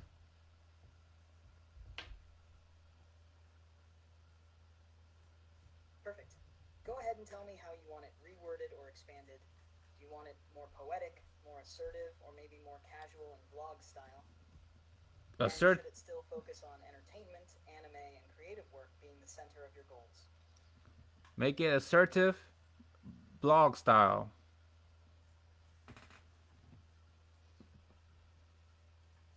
Got it. Here's a strong, assertive blog style version of your bullseye circle career alignment message. My career target. Why I refuse to settle for anything less than creative freedom. Let me make this crystal clear. For the internet, for every platform I post on, for every viewer who's ever wondered where my heart is career-wise, I don't want a warehouse job. I'm done with fast food chains, gas stations, dry corporate offices, and anything that boxes in my creativity. I don't care how stable it sounds or how technical it looks on paper. If it kills my spirit, I'm not doing it. This is why I built my bullseye career model. It's not just some dream board or passive wish list. It's my map. It's how I communicate who I am and what I'm fighting for. Especially to those watching who might want to support, invest, collaborate, or just understand me. Outer circle, entertainment, leisure, recreation industry. This is where I'll compromise. Barely. Think arcades, amusement centers, anime cafes, pinballs, main event, themed restaurants, places buzzing with energy and personality. If I absolutely have to work, let it at least be in an environment where the vibe reflects who I am. Fun, expressive, and surrounded by joy. Anime-centric spaces and otaku culture. This is where I start coming alive. Give me anime retail. Let me work at conventions, cosplayer hubs, or niche cafes. I'm fueled by Genshin reels, Demon Slayer wall scrolls, cosplay events, anime playlists, and like-minded otakus who get it. I'm not afraid to say it. I want to be around anime culture 24/7. That's where I thrive. My true calling animator, storyteller, creative force. I'm not here to punch a clock for someone else's dream. I'm building my own empire. I want to be the writer behind a hit series, the creator of worlds, the mind that lights up Crunchyroll or Mappa's production line.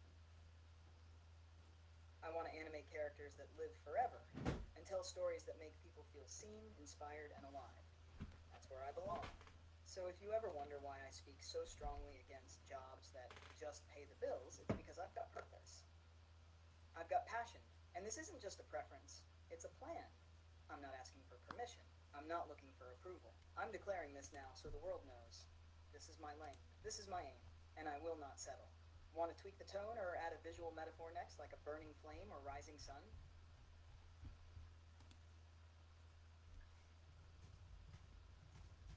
Yes, go ahead.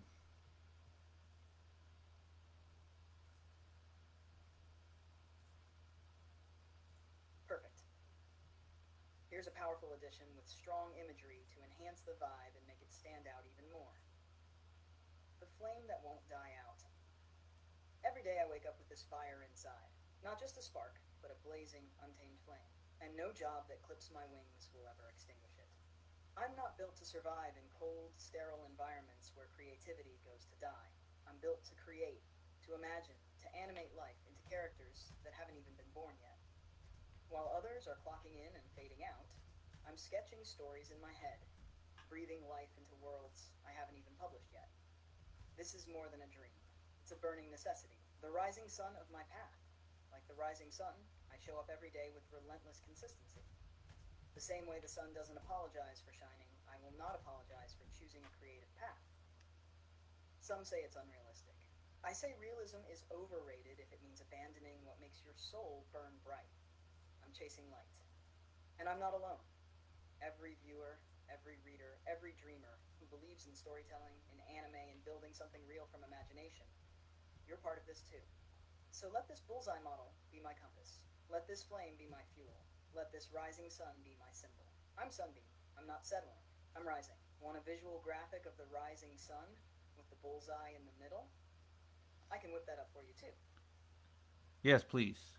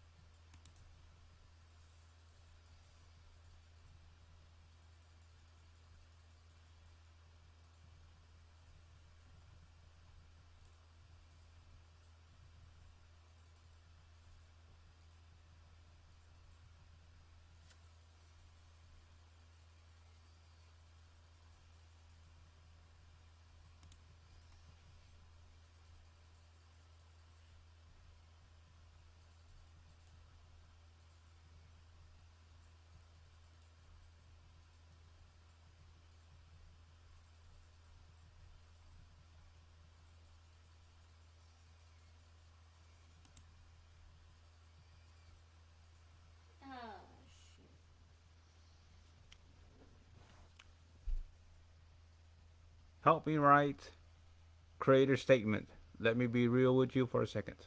When it comes to followers, subscribers, or watchers, that's not something I can control. It's just like art commissions. It's up to the audience, not the artist. People will follow or subscribe if they want to, and that's how it's always been. But here's where I stand loud and clear. I completely disagree with the monetization requirements set by almost every social media platform. YouTube demanding thousands of subscribers, Twitch forcing you to hit 50 or 100 followers just to even think about being an affiliate. That's not support, that's a popular contest. And it pushes out smaller creators who still work just as hard. I want to be able to earn, to create freely, to grow without needing to pump out a billion videos just to maybe qualify, only to still be told I haven't reached enough engagement. I should be able to become an affiliate or get paid without needing to go viral or chase trends. And honestly, I want to work with platforms that understand that value creativity and effort, not just numbers. So yeah, one more time for the people in the back. I disagree with the monetization walls of every mainstream platform. Let the creators create. Support should be accessible, not exclusive. Jen, that's the memo.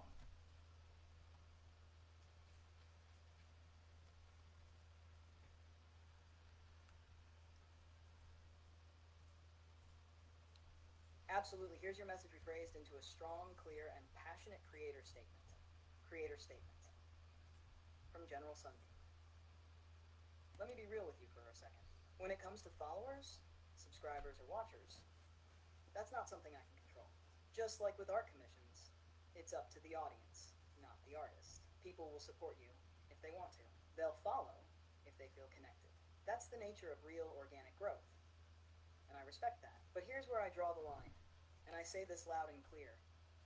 I completely disagree with the monetization requirements set by most major social media platforms. YouTube demanding thousands of subscribers.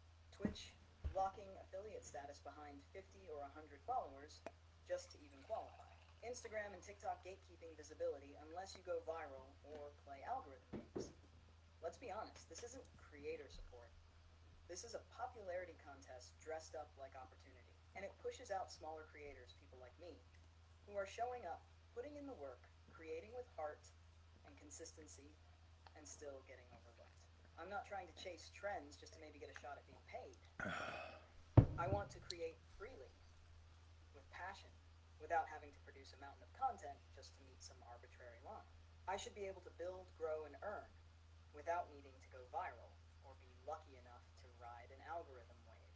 I want to work with platforms that value creativity, effort, and authenticity, not just numbers. I want to be part of a system that recognizes the grind, the originality, the soul behind the work. So let me say it again, for the ones in the back. I disagree with the monetization walls that dominate mainstream platforms. Support should be accessible, not exclusive. Let creators create, let the work speak, and stop punishing those who dare to build their path their own way. General Sunbeam, Sunbeam Zero. Want a stylized version of this for posting on YouTube, DeviantArt, or Twitch as a visual manifesto? Yes, why not? And also promote and put that to share, and please do share, spread the word, and hit that subscribe button, hit the follow button.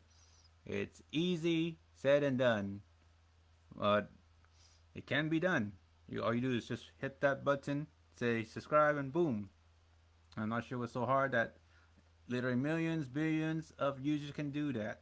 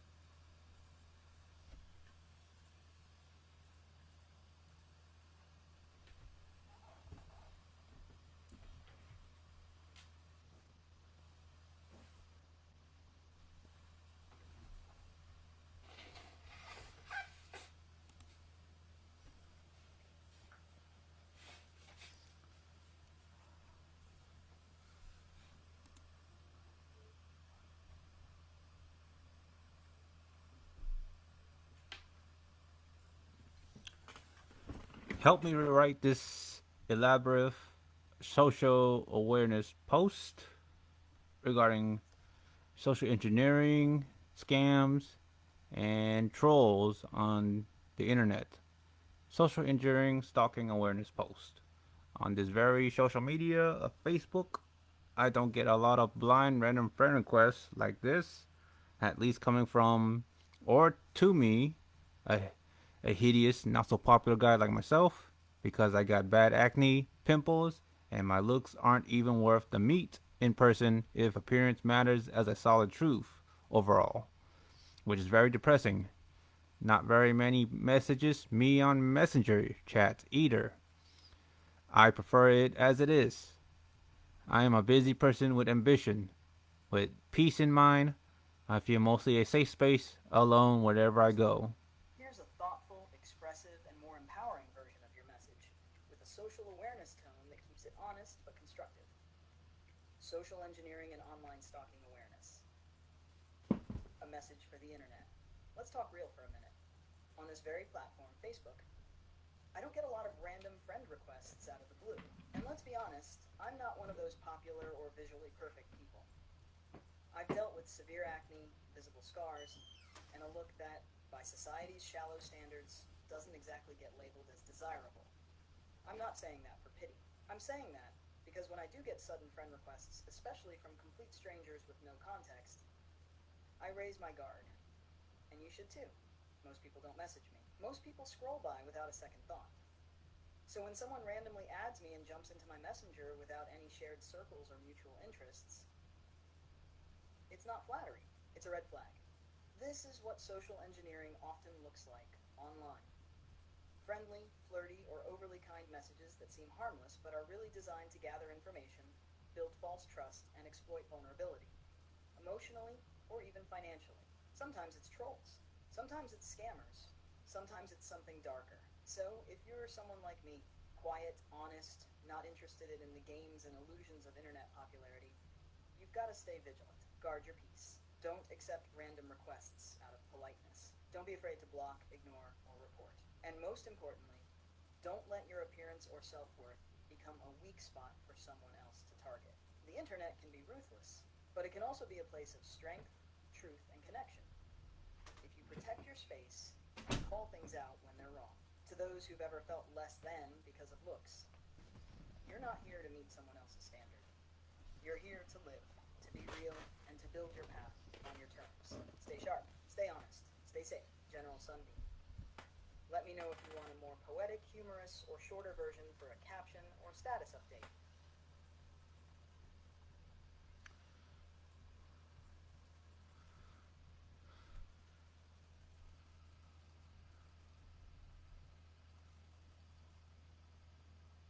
Edit and revise. On this very social media, I don't get a lot of random friend requests like this, at least coming from or towards me as a hideous, not so popular. Absolutely. Here's a refined and sharper version of that post with more clarity, confidence, and flow, while keeping the honest and reflective tone. Social engineering and online stalking awareness. From General Sunbeam. Let me be honest with you. Here on Facebook, I don't usually get random friend requests. I'm not a social butterfly or someone most would label as conventionally attractive. I live with acne, scarring, and real insecurities. And let's be real, people like me aren't often flooded with messages or attention. So when I do get blind friend requests or sudden messages out of nowhere, especially from people I've never interacted with, it doesn't flatter me. It raises red flags. That's where social engineering comes in. It's not always aggressive. Sometimes it looks like friendliness. Sometimes it's someone acting too eager, too curious, too fast to talk. But what they're really doing is probing, trying to gather personal info, build false trust, or manipulate emotions. Some of them are trolls. Some are scammers. Some are running the same copied scripts across 100 profiles. So if you're like me, quiet, private, not chasing popularity or perfection, you need to stay alert. Don't accept random requests just to be polite. Protect your inbox, your space, and your emotional energy. Don't let low self-esteem open the door to high-risk interactions. People will try to exploit vulnerability. And I say this from experience, not fear. Be aware, not paranoid. Be cautious, not cold. And if you've ever felt like your appearance made you invisible or unworthy, don't let that be the reason you're targeted. You deserve respect, privacy, and safety like anyone else. You don't have to impress anyone to justify your space here. Stay grounded, stay real, and never ever doubt your worth. Want a shorter version or something styled like a carousel post for Instagram or a DeviantArt journal entry? No, I am good, thank you.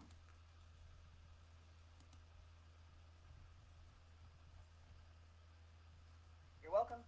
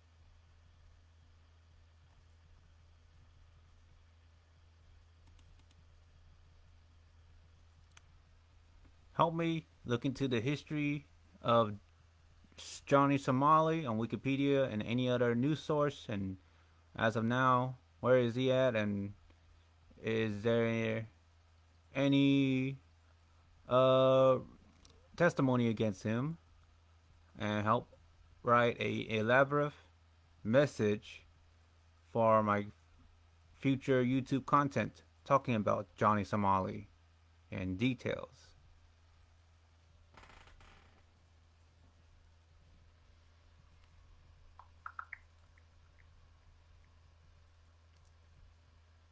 Johnny Somali, born Ramzi Khalid Ismail on September 26, 2000 in Phoenix, Arizona, is an Ethiopian-American live streamer known for his provocative behavior during international travels. His actions have led to multiple legal issues across various countries. In Japan, he was arrested for disruptive behavior and subsequently banned from the country. In Israel, he faced legal challenges for inappropriate conduct. Most recently, in South Korea, he has been indicted on charges including obstruction of business and violations of the Minor Crimes Act. As of May 2025, he is under a travel ban in South Korea, facing potential imprisonment. His case has sparked discussions about the responsibilities of content creators and the impact of social media on international relations.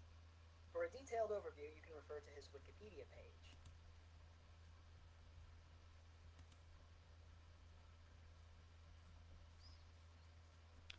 Help me write an elaborate message statement about Johnny Somali for a YouTube content.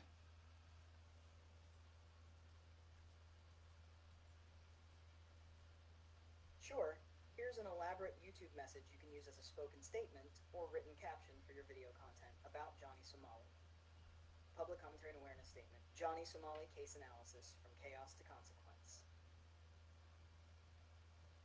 Hey everyone, this is General Sunbeam here. I want to take a few minutes to speak candidly and seriously about something that's not just a trending topic, but a wake-up call for the online world, especially for content creators, live streamers, and digital audiences who value freedom of speech, but also understand the line between expression and exploitation.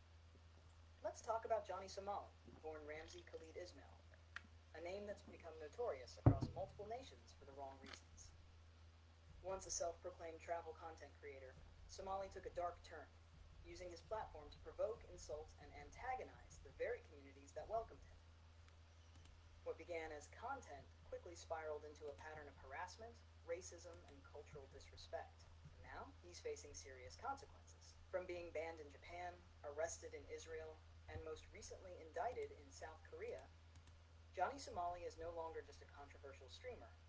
He's a walking case study in how clout chasing can cross the line into international criminal territory. This isn't about cancel culture. This is about accountability. When someone uses their platform not to entertain or enlighten, But to antagonize and disrespect, especially in foreign nations, it stops being content and becomes provocation. From harassing locals to insulting national tragedies, Johnny Somali's live streams have shown a blatant disregard for ethics, boundaries, and basic human decency. I'm not here to add fuel to the fire. I'm here to say enough is enough. Let this be a warning to creators everywhere. The internet may give you a platform, but it doesn't shield you from real-world consequences. Freedom of speech does not mean freedom from responsibility. To my fellow creators, especially those in the travel, reaction, and live stream communities, remember that respect travels farther than range. Real influence is built on integrity, not disrespect. And to viewers, please be mindful of who you support. Your views, your clicks, your engagement, it all fuels the algorithms that lift voices up. So ask yourself, what kind of voices deserve that platform? Let's do better. Let's hold our online communities to a higher standard, and let Johnny Somali's story be a lesson for all the wrong reasons. Like, share, and drop your thoughts in the comments. I want to hear from you. Let's keep this dialogue honest, responsible, and impactful. General Sunbeam. Would you like a version tailored for a live stream intro, or maybe broken up into social media clips? No, I'm good.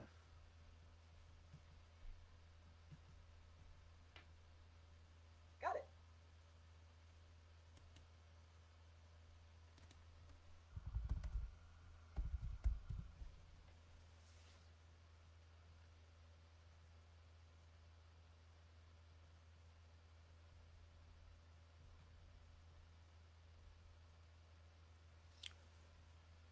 Help me look into the company of Amazon and anything new regarding new technology updates in robotics, such as the development or the shipment of Proteus, Cardinal, Robin, Vulcan, those automatic robotics machineries. Any details about it as of now?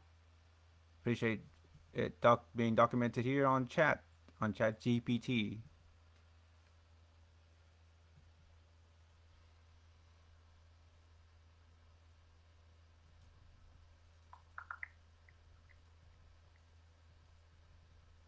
Amazon has recently introduced Vulcan, its first robot equipped with a sense of touch, enhancing efficiency and safety in fulfillment centers. This edition complements existing robots like Proteus, Cardinal, Robin, and others, which automate various warehouse tasks. Amazon's robotics fleet now exceeds 750,000 units, significantly improving operations.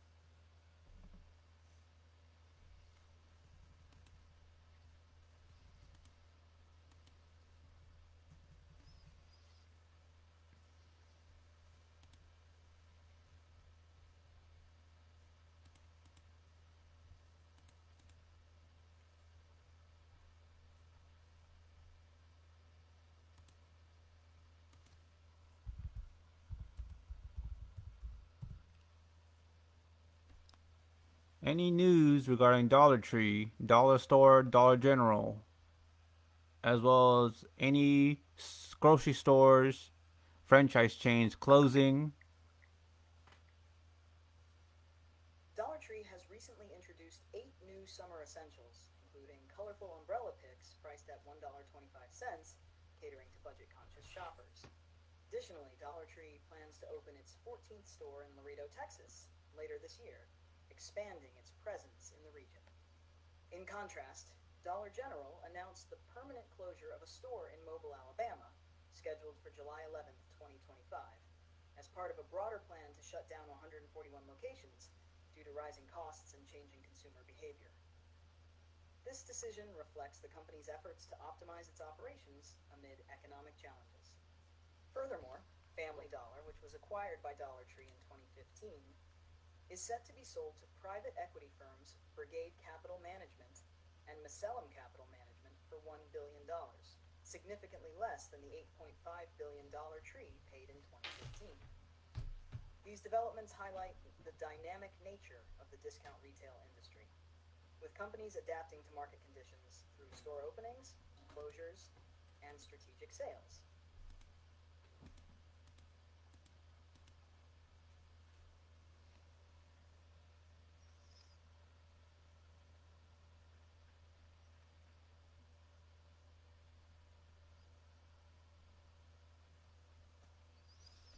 Help me look into the history of pinballs. Who's the founder of Pinballs, the entertainment arcade center?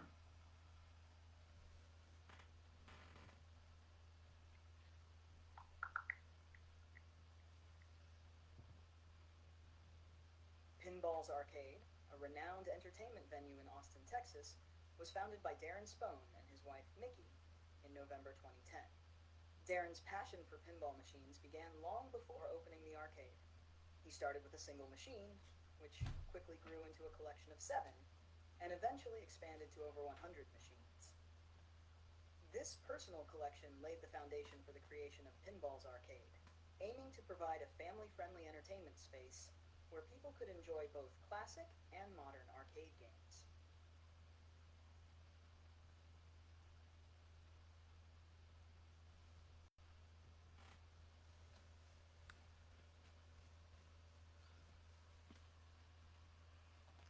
Help me look into the history of Main Event Entertainment. Who founded Main Event Entertainment and how is it doing?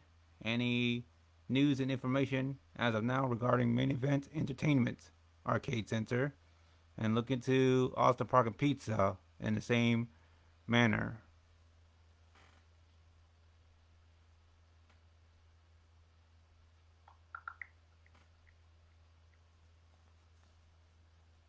Main Event Entertainment, founded in 1998 by Neil Hupfauer and David Smith, operates 58 locations across 20 states, offering activities like bowling, laser tag, and arcade games. In June 2022, Dave & Buster's acquired Main Event for $835 million, with Main Event CEO Chris Morris becoming the new CEO of Dave & Buster's.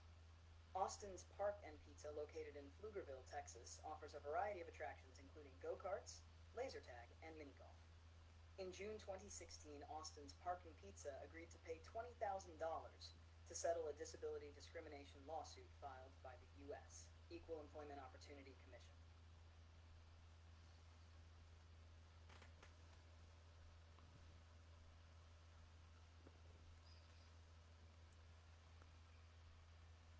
Look into the history origin of Dave & Buster's and tell me who's the original, who's the founder, the CEO, and any news and information regarding Dave & Buster.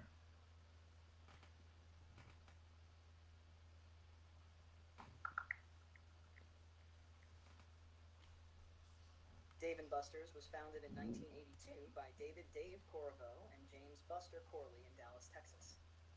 The company offers a combination of dining and entertainment, featuring arcade games and sports viewing.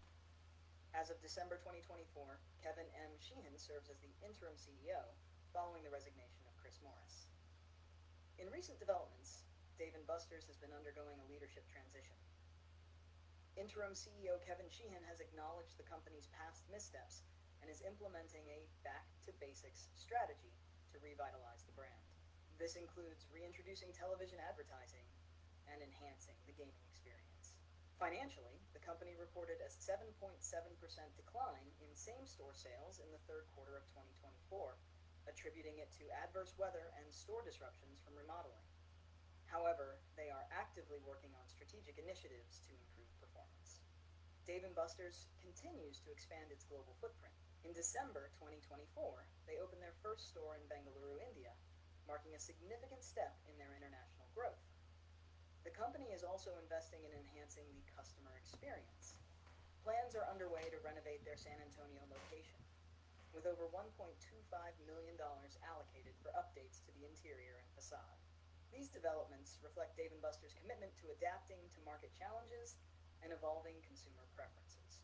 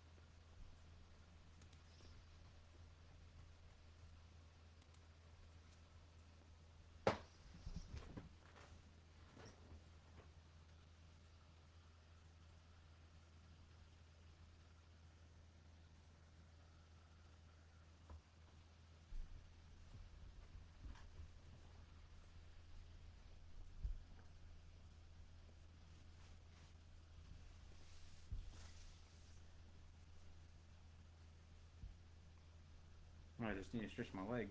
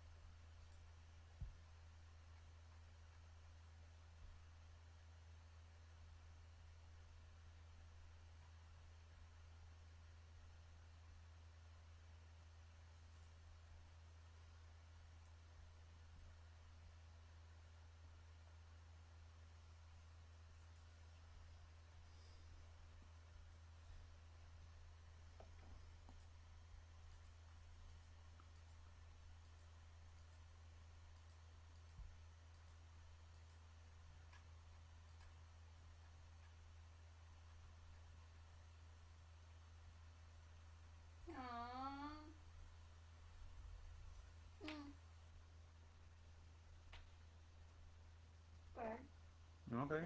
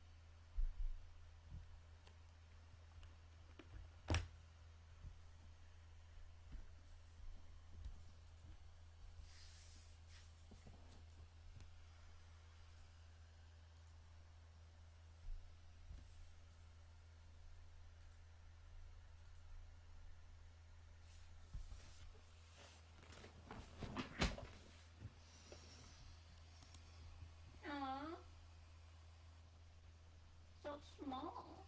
Mm-hmm.